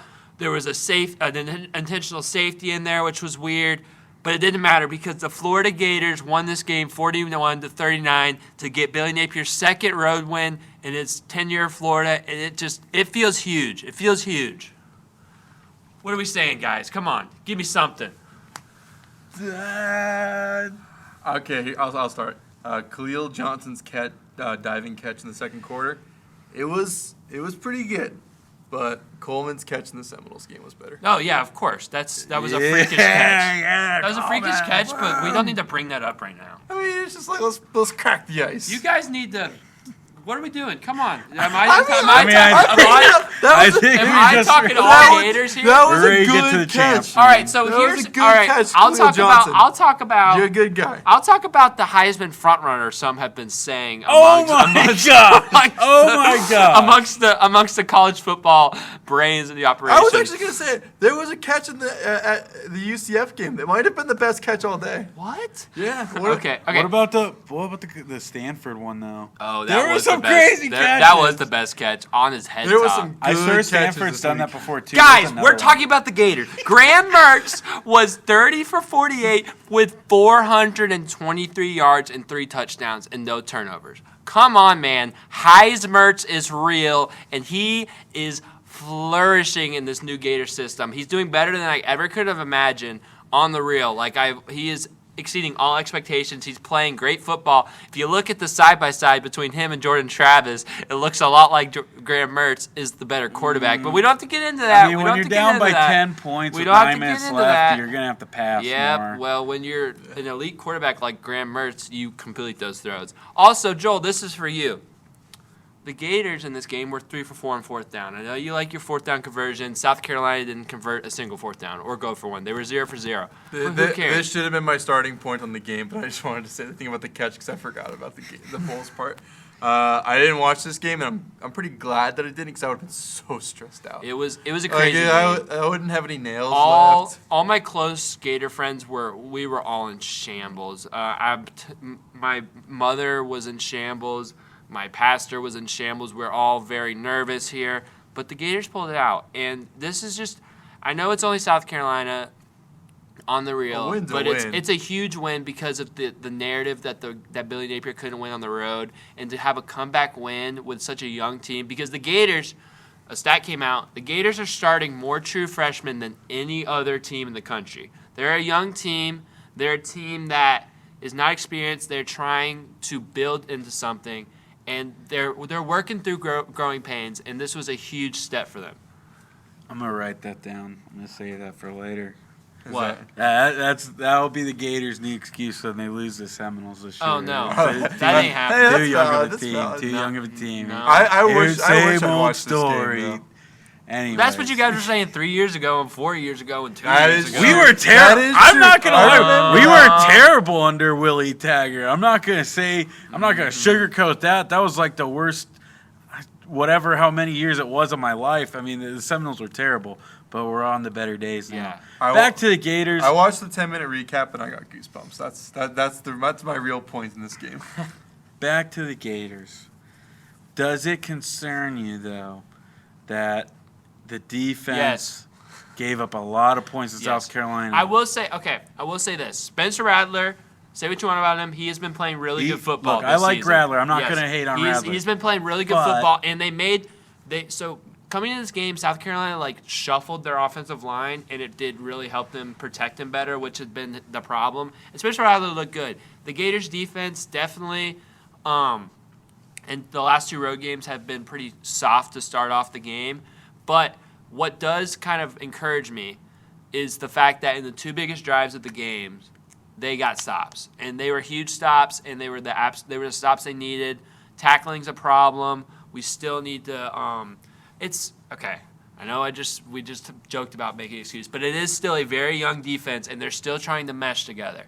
So, to see the growth and to see them improve during the game is encouraging. But yes, the defense has got to improve. Something I'll say on that too, though, is there were some crazy catches from this team. That's true. That's true. So, That's true. South Carolina Yeah, did make some crazy. South Carolina yes. has some good catches. I was like, he caught that? No, that's true. That is true. And South Carolina, I mean, they had high expectations coming in. They haven't had the season they wanted, but they have some talent. But yes, the defense is concerning. The offensive line is still concerning. They let Graham Mertz get sacked 4 times. The running game is pretty decent this game, but they let Graham Mertz get sacked 4 times. But I can only be happy with how the Gators handled adversity, handled not having their best stuff on defense to get a win on the road. And now we head into a bye week, get all ourselves healthy. Hopefully our center can finally get healthy.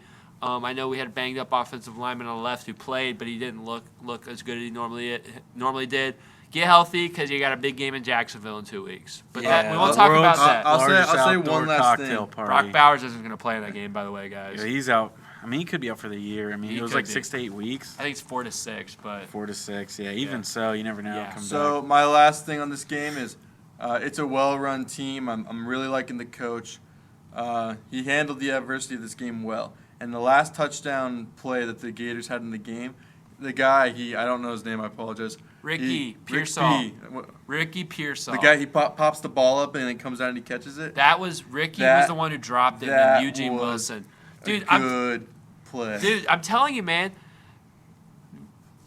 Billy Napier, he said it the best. He said when Eugene Wilson caught that tip, God smiled on the Gators, and that's all I have to say. I didn't realize that was a play you said it yes. on. I wish I watched this game. Like this it was game, a this crazy is like game. one of the best games of the year. It was a really. I haven't felt like the Tennessee game was a grind out defensive. We were up pretty much the whole game. I haven't felt like Gators come back like that in a hot little minute. So and also I haven't seen the world seen of the FSU Seminoles. Yeah, I also haven't seen like a good Gators win on my TV in a while. Like I've been going to a lot of games and those have been the biggest wins, which I can't complain about. But it was good to see a good memory watching on my TV at my house. Is all I'm saying. But yes, thank you.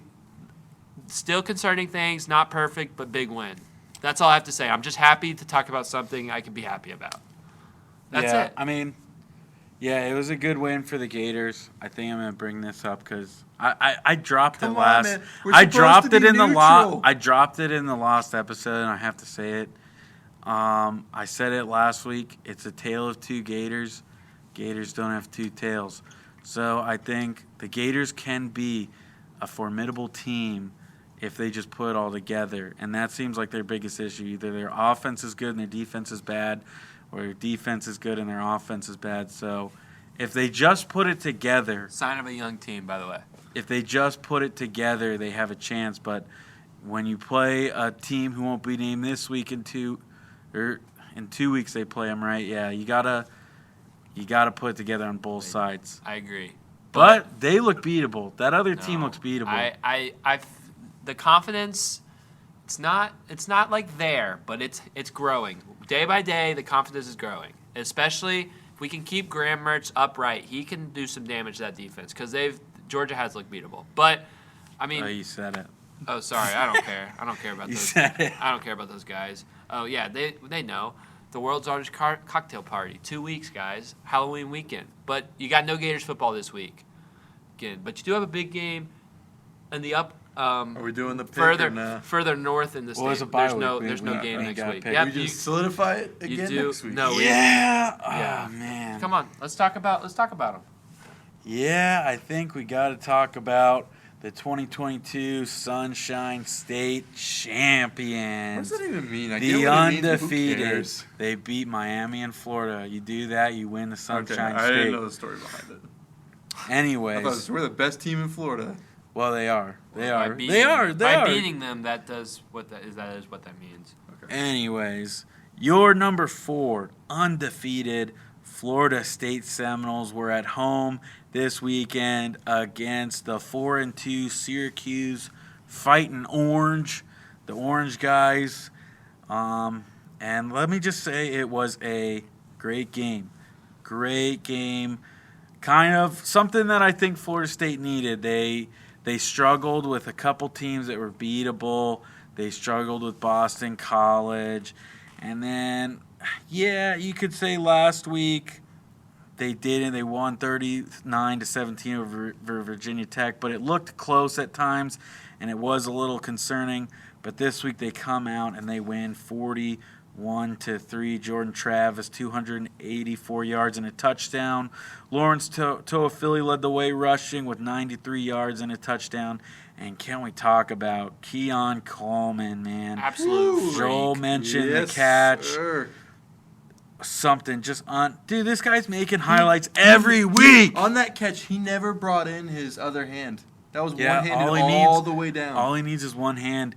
And Dino Babers said it best. God was showing off when he made him. for real, that's from the opposing coach. Yeah, I mean, no. I don't know how you could say it. I don't know how you could say it after you just get waxed. He by was team, but yeah, high praise. he was way happy. Like he was like giving so much love to the Seminoles. I'm like, all right, guys, all right, dude, you just got smoked. That's what I'm saying. I don't know how you could do that after losing. But yeah, Keon Coleman, 140 receiving yards and 1 touchdown.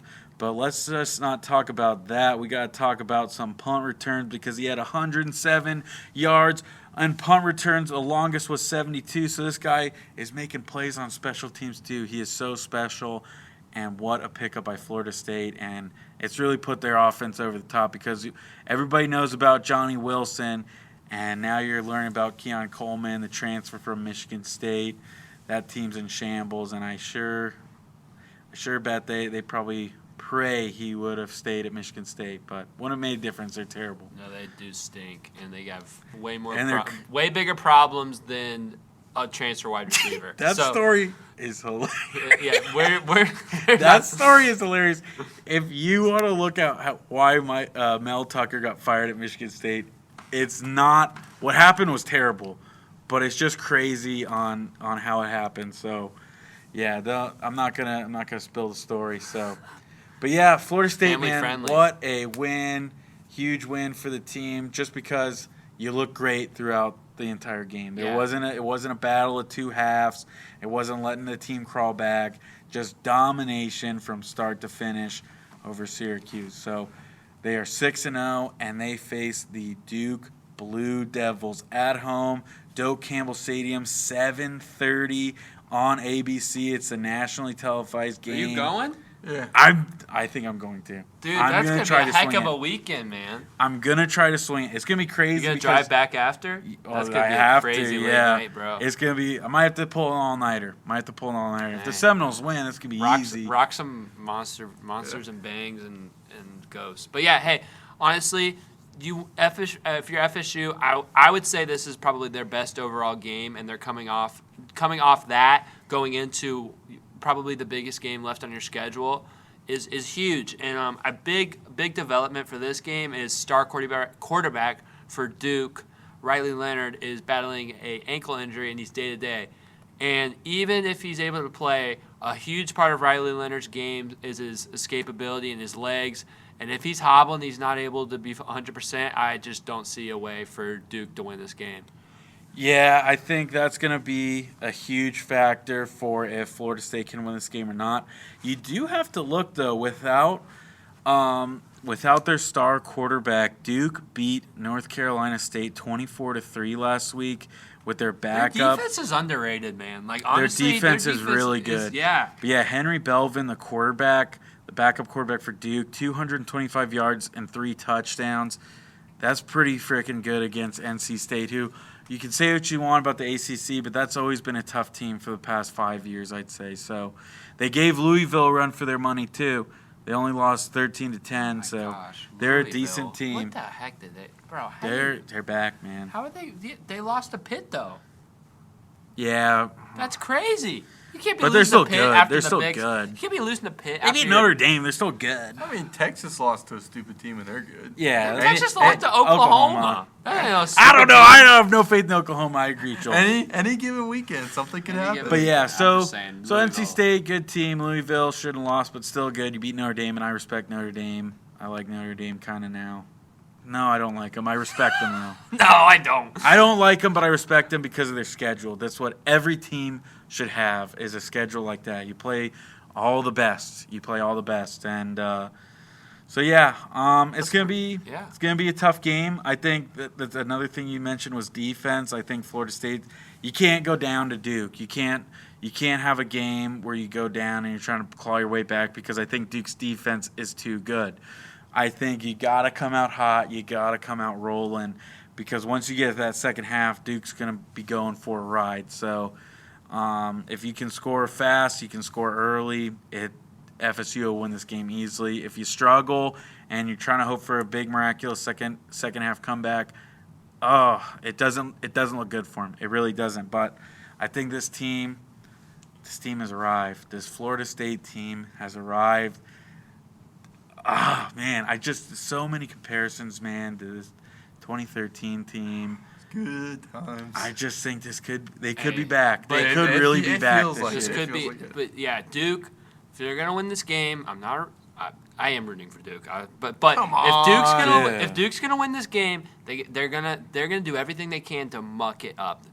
FSU has got to keep Jordan Travis upright. I'm sure Duke is going to try to hit him and make sure that he is not comfortable, because the big plays are what's going to kill Duke. If Duke's able to keep it slow pace, make FSU methodically drive down the field. Florida State's run. Start the run. And Duke has a sneaky good run offense. So the trenches is where they're going to have, especially with their quarterback limping, that's where Duke's going to have to try to win this game. I don't know if they can. I will say this. I'm happy that in this great revival of FSU that they're going to get to have a big primetime home game against a good, solid team, because I feel like their biggest game was a neutral. Then they were at Clemson, so I'm glad they get a big. And it was at 12 o'clock. Yes, I'm glad they get a primetime game. Dope Campbell should be rocking. I'm sure it will. Yes, get it going. Get the atmosphere.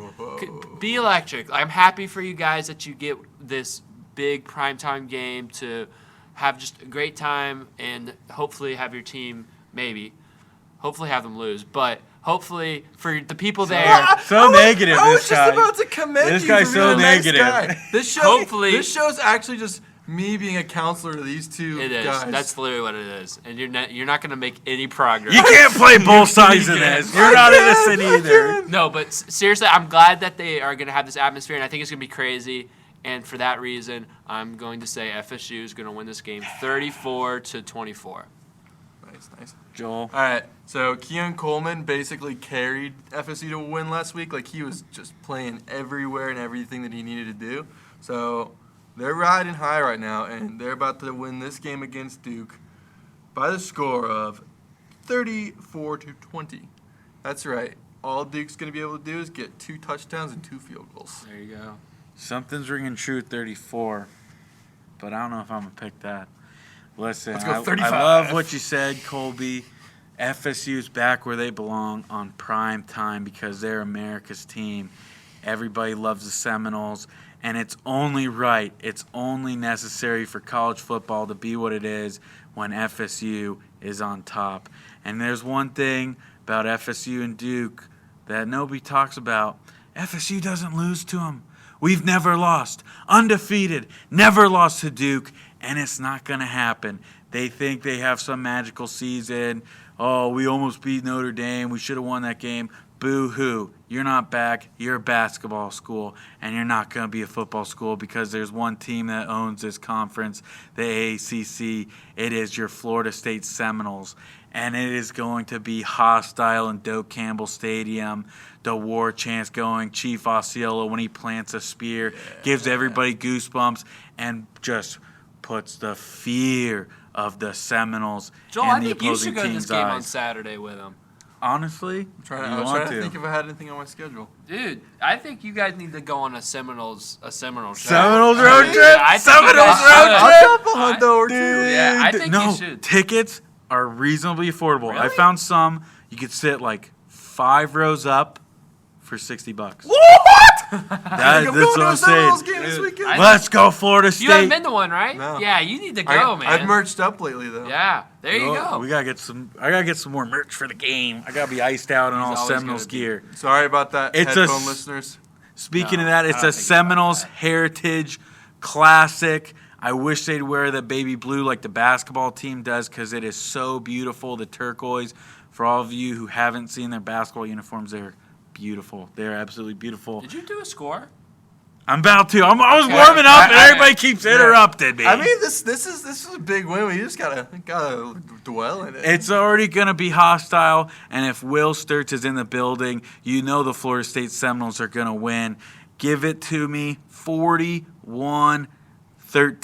41-13. It's not going to be a game. Duke's offense can't handle Florida State, and Florida State's offense is just too good. I can see that. 41-13, Florida If State. Duke doesn't slow the game down, they let a couple deep balls early, it's going to be over for them. And I like I said, I think FSU is going to win. But if If Duke can muck it up, they have a chance, but I don't think they will, especially with their quarterback. I'll take a page out of Will's book. This team's magical. This team's just magical. It's a team of destiny. It's a team of destiny. I truly believe that. I'm not making fun of him. I'm just 10 years after the national I'm using championship. his words. I believe it. Here's This team's magical. This team is destiny. Here's what I want to talk about. I want to talk about an electric week of college football just real quick. And we got to start in Seattle. We don't for got to the go game. real quick. Okay, but I'll talk about this all you're right, night. You're right. We don't got no more race to talk about. We could be here forever. I want to talk about the game of the week, the game of the year, maybe, just saying. Washington beats Oregon 36-33, and this was high-level Pac-12 football, and I loved it. It was an amazing football game. Yeah, I can't express to you enough. Just stay together, Pac-12. Please figure something out. This will just be a Big Ten matchup in a couple of years. Yeah, I guess, but the Pac-12 is so exciting this year, and what a game. They were able to put it on the national stage for everybody to see that this is a great conference, man, and it really should stick together. It's the farewell tour, man. Oh, and then, okay, Washington gets the biggest win maybe in like 7 years, and then they come back the next week and they're going purple chrome helmets for their game this week. Nasty. They're sweet. Nasty. Oh my gosh, dude. Nasty in a good way. Yes. They're good. And you know who else is They know nasty? how to do it right. Michael Penix, Tampa Bay Tech alumni. Michael Penix, who was hurt, battered. He was freestyling on the sidelines while they were down 20 points, and he was just. I mean, the throws you're making, and I think the dude's name's Rome Awuzie. I think that's how you spell his name. Whatever that receiver is on Washington, he's a dog. Both those teams are high-level football teams. I want to see this matchup again in the Pac-12 championship, and maybe just put them both in the playoff, man. I don't care. Or probably will only be one of them. But those are both really good football teams, and one of those teams will miss the playoff and be a high-level football team. In my eyes. One of them will miss is probably Oregon. You couldn't get it done.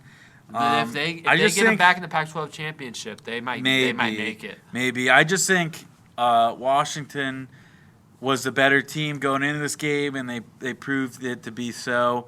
I think this team is really dangerous because of their offense. It is super high-powered, explosive plays all over the field, and their defense can compete. They still got a couple tough games left in the Pac-12.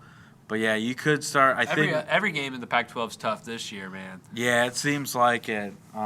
Except maybe, man. There's a few, but I say that and I don't know. I mean, I still think Cal's pretty solid dub. Yeah, every conference has got their duns. Arizona State's pretty lousy, but that's all right. Hey, they put up a fight the other day. They almost beat CU. Yeah, well, Colorado's not that good either. I mean, it was a fight.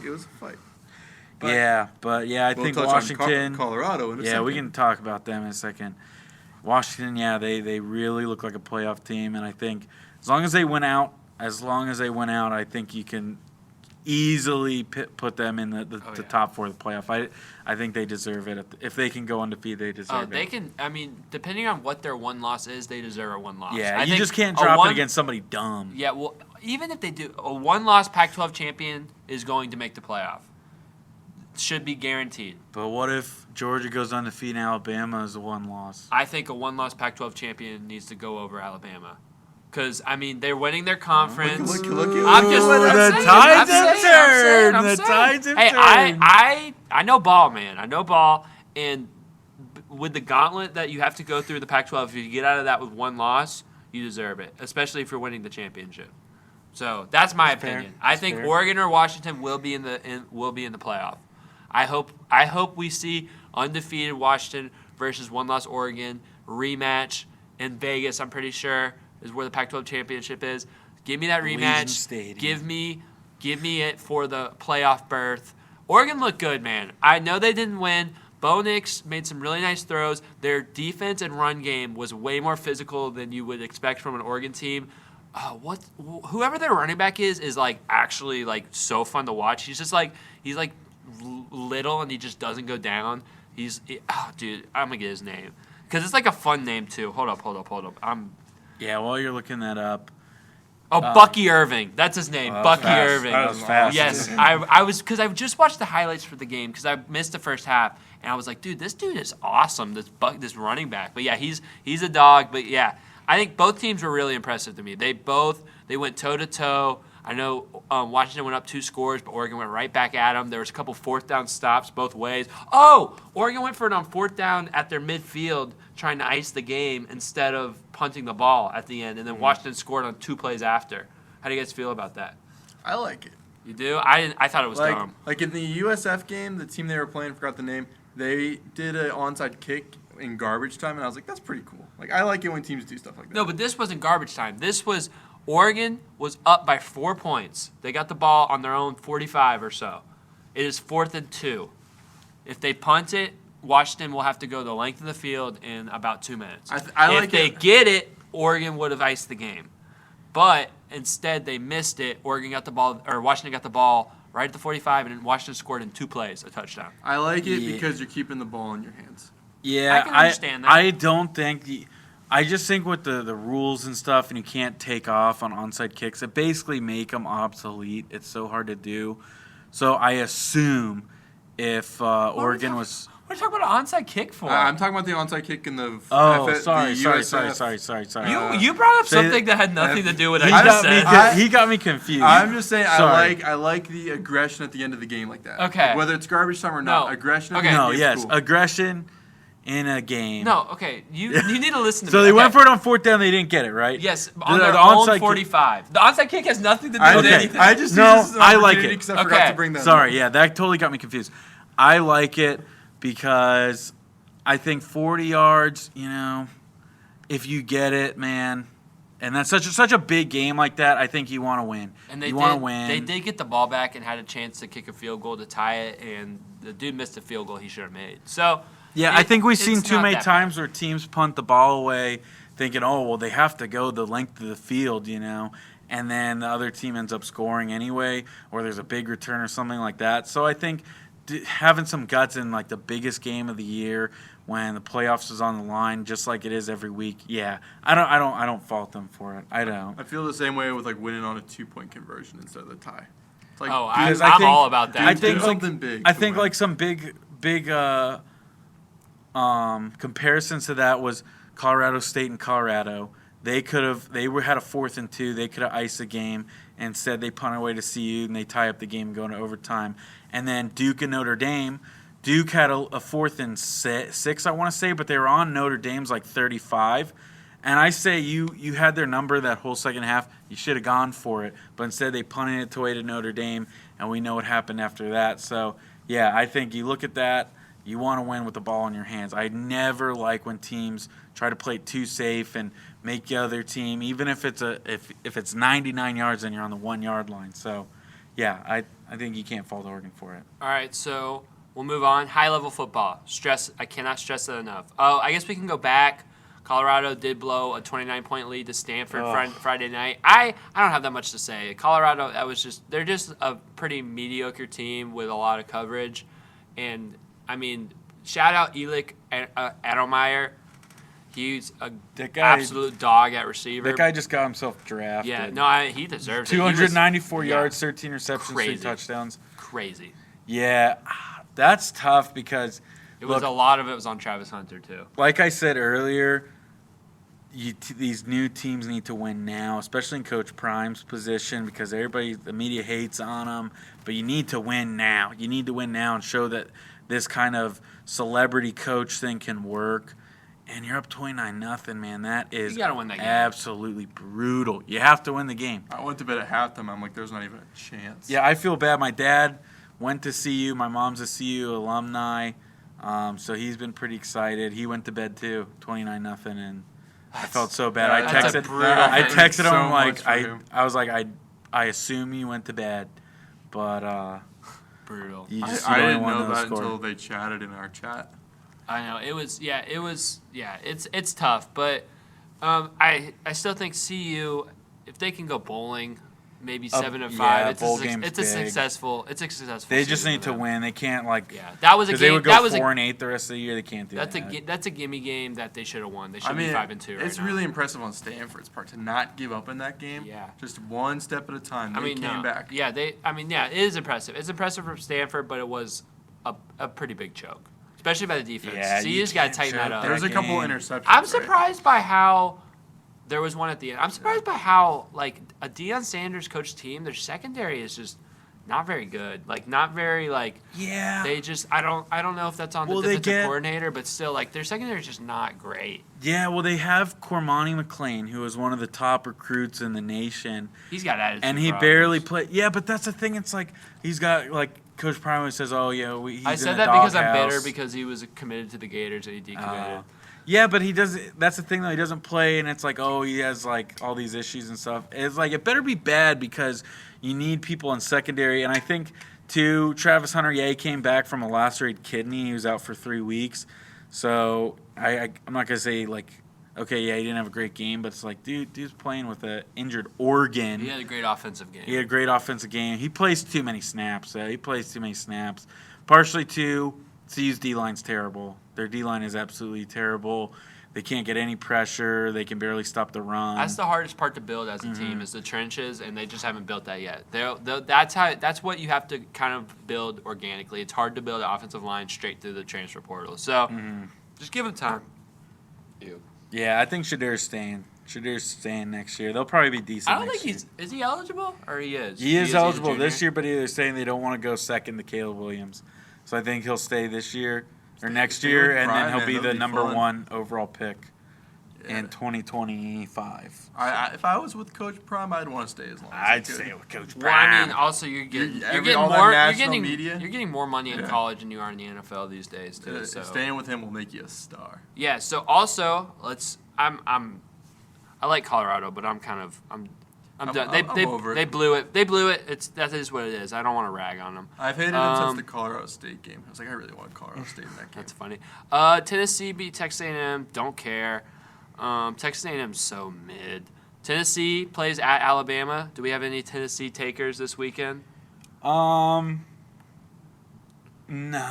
I think Bama wins, but close. Yeah, it's in Bama. I think Tennessee's going to keep it tight. So weird though. Oh, that was a weird game too. They almost choked lost to Arkansas. That's what I'm saying. So you never know. The SEC's so lopsided I think it'll be a good this game year. though. I won't be watching that. I think it'll be a good game. What time's that game at? That's a 3:30 CBS game. What time was the Washington-Oregon game at? That was 3:32. You forgot to mention They should have given prime last time. week Notre Dame beat USC, so RIP to USC. Oh yeah, I was gonna get to that, but yeah. Season. Is Caleb Williams a fraud? Maybe. No, their defense. Honestly, is. Their defense is bad, and Notre Dame. Marcus Freeman can coach up some defense. I wish. I picked Notre Dame to go to the playoff. I think if a couple balls bounced their way and a couple tight games, because they had a crazy schedule, they'd be in a much better spot right now. Yeah, I mean, I respect them, and I hate that they lost 2 games because I think you play the schedule they played. They should have beat Ohio State. They choked that game so hard. Well, you can't have 10 guys out on the field at a goal line stand. I mean, that was their own fault. Yeah. But yeah, I still, again, I respect them. I love how they're playing everybody, and that stinks. That Ohio second State, loss, so it's almost impossible to get to the playoff. If they beat Ohio State, they have Pitt at Clemson, home Wake Forest, at Stanford. They have an easy end of the schedule. If they had beat Ohio State, they'd be pretty much they'd have a very realistic path to the playoff. But they lost that game, so that is what it is. But yeah, that was I mean, good defense from them. I mean, the offense or the defense from USC is bad. I've been calling USC is not that good for a while, and then the Arizona game where they almost lost kind of affirmed that for me. And then this is like the icing. This is the nail in the coffin. I knew USC wasn't on par with Washington or Oregon. I've been knowing that, so this doesn't surprise me. I mean, the quarterback's more focused on being in Wendy's commercials, so it makes sense. Yeah, he's in Wendy's commercials. Yeah. Oh, that's awesome. He makes their food look really He paints good. his nails too. So good for Yeah, him. what's with that, man? I think he's in the commercial with like Tim Tebow where they're like at the like the That's Heisman. not Wendy's. That's Heisman. That's I mean, Heisman I'm House. saying he's in both. Oh, okay. He's doing commercials these days. Yeah, and then really random Washington or Arizona like killed Washington State, so that's weird. Hate that. In the battle of ACC teams, I was gonna try to do divisions, but I didn't. because I don't think they're in the same division. North Carolina beat Miami 41-31 to give. See you later, Miami. Yep, See two you losses in a later. row. This happens every year. Miami goes 4-0, and then they have a devastating loss, and then they lose like 5 out of the last 6. Well, yeah, again, you make such a stupid decision against Georgia Tech that costs you the game. You're going to lose that locker room like that, like in an instant. And then you play a tough team, and you get it handed to you, and that's just how it goes. Next time, make better decisions. Crisp the ball, kneel the ball. Don't be full of yourself. You deserve everything that's coming for you. Miami stinks. Florida State owns them anyway. Also, Oregon State, big win over UCLA. I want you guys to circle this game on your calendars. Saturday, November 18th, Oregon State hosts Washington for what could be an absolutely That could be a sneaky huge upset. game in the Pac-12. Does Utah play Washington? Utah. Because I think that's also a game they have to mark their calendars Utah. Okay, Pac-12 football, baby. Saturday, November 11th, the week before that, Washington hosts Utah. That's a trap game for them. Let me tell you right now, Dude, if I had to bet any money wait. on an upset, it's Utah. This is a crazy. Washington goes at USC, home against Utah, at Oregon State, and then at home against Washington State. That's their last 4 games. I'm telling That's crazy. They, out of any of those games, I think they have the best chance of losing to Utah. Nobody talked about them after they lost to Oregon State. They wrote them off, but I think Utah's still a scary Pac-12 team. football. They're a scary team. Utah also hosts Oregon. Dude, Utah can. I think Utah, to me, I don't know what the deal is with Cam Rising. If he comes back, it could be the best team in the Pac-12. They're definitely better than USC. They're definitely third.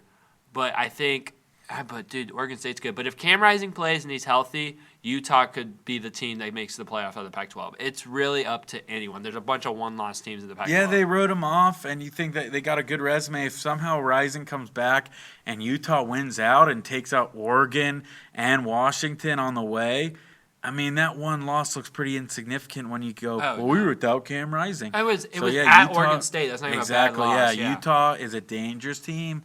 I'm telling everybody, mark my words. Just watch out for them. Just watch Pac-12 football because this is must-see television. Honestly. And everybody, I don't know how to do it. Start praying. Start writing to the Pac-12 commissioner. Keep that conference going. I mean, this season Keep it going, please. I'm begging you. This season could save it. All right, and then I hope. Probably not. It's probably too late. Looking ahead, It's never too late. biggest game of the week, Ohio State's hosting Penn State. Finally, we get a good Big Ten game. I'm excited for this one. Big noon kickoff, 12 o'clock, Gus Johnson, Joel Klatt. What are you guys thinking about this game? Look, I picked Penn State to go to the college football playoff this year. I think they're finally going to get it right. But at the end of the day, I always go, it's still Penn State, and they still are going to let teams down. So, it's a tough one. But I'm going to stick with my gut. I'm going to say Penn State. Because Ryan Day, instead of focusing on the game, is probably going after some older tired guy. He's probably going after Sandusky in jail or something. And, Joe Paterno in the grave. Yeah, they were talking bad about us this year. They wrote us off. That's funny. Yeah, Ryan Day, focus on your team, buddy. I'm going to have to disagree Still with gotta you. play Michigan. I think Ohio State's going to pull this one out. Yeah, I'm going Ohio State, I want too. Penn State to win, but I think Ohio State, they just had a big win over Purdue. I know that's a hard game for them sometimes, and I think they're just getting better and better, and Penn State hasn't played a good team yet. So I think Ohio State's going to be more prepared. It's at home at Ohio State. I think they're going to win this one. But I hope it's a good game. I mean, look, I really am not confident in picking Penn State, but for the sake that I put them in the playoff, I'm going to stick with it. So Yeah, wouldn't be surprised with Ohio State. Penn wins State on. has just been like sketchy for most of my life. So. USC. I'm going money Ohio State. USC hosts Utah. What do we got? Oh, man. It's gotta be Utah. What's the story on Rising, man? I don't know. I was trying to look and see, but I don't know. If that dude's back, give me Utah all the way. But I think USC might. If he Utah kind of owns USC, though. I'm They going do. Utah. Yeah, you guys just gave a speech about how bad USC is. So And I you gave just a think- speech of how dangerous Utah yeah, I is. mean, like you guys are going against yourselves. We gotta be consistent on this show. It's tough though. It's just so tough. I said Utah. I'm picked going Utah. Straightforward. They beat the Gators. They did. That's a really elite team that they beat, too. I know. If Cam Rising's out, I'm still gonna go USC. So, Yeah, I have no idea. but if I'm Cam looking. Rising's in, Utah. Cam Rising's a difference there. Okay. Is there any other big games? Way to not pick someone. Well, there's like an if thing. You can't just go, I'm going to have their fifth string That- quarterback. Anyone that's taking- That's where the I like racking off gambling the or whatever. picks. We already said. So far, I'm not putting We any taking money an on these games. Auburn? Oh, Hugh Freeze hosts his old team, Ole Miss, at home. Anyone taking an Auburn upset? I will not be. I'm taking Ole Miss. I don't know. Lane Is it Kiffin. Auburn really bad this It's year? a type. Well, they almost beat Georgia, man. They're pretty. They just don't. They're all right. They just have their quarterback situation's bad. They try like 2 quarterbacks and neither of them are good. That's the type of game that Lane Kiffin will let you down. So Okay, I'm still picking Ole Miss. what was I just saying? I love Jackson Dart, man. What a guy, Jackson Dart. What a guy. No, never mind. Yeah, that's pretty much it. Is UCF going to go into Norman, Oklahoma, and upset the Sooners? Nope. No. Dylan Gabriel revenge game. Yeah. Look, I don't know. I mean, we can talk about Oklahoma for like 2 seconds. I know they beat Texas. I know everybody thinks they're so good, but look, it's a Big 12, man. They're going to lose to somebody. Just believe that. They're going to lose to somebody. Big 12. I'm tired of the Big 12 in the playoff. No Big 12 this year, please. I'm begging you. I'd rather have another SEC team in, and I hate even saying that. But the Big 12 is just an easy opponent for somebody else. Don't put them in. Yeah, all right. That's a good way of pretty much putting it. Thank you guys for getting to this part of the episode. Please follow us on Instagram, follow us on Twitter. What you got, Will?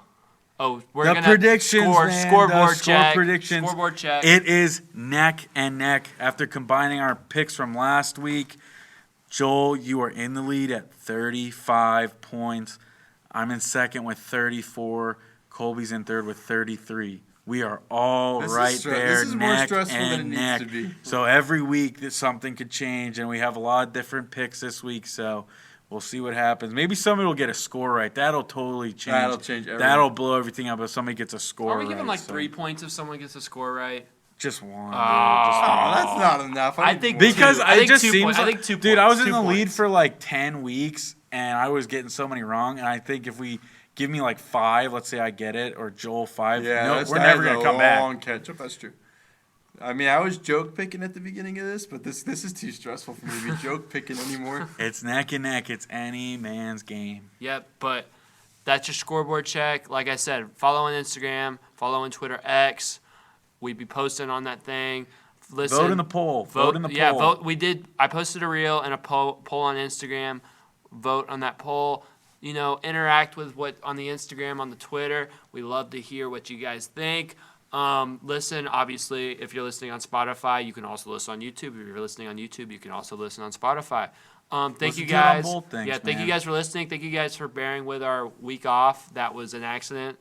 So yeah, I mean, other than that, thank you guys and good night. Distance makes the heart grow fonder. Yeah, man, it's time to close it out. Thank you for listening. We were talking so much college football, so I'm going to end it with the 2023 college football anthem.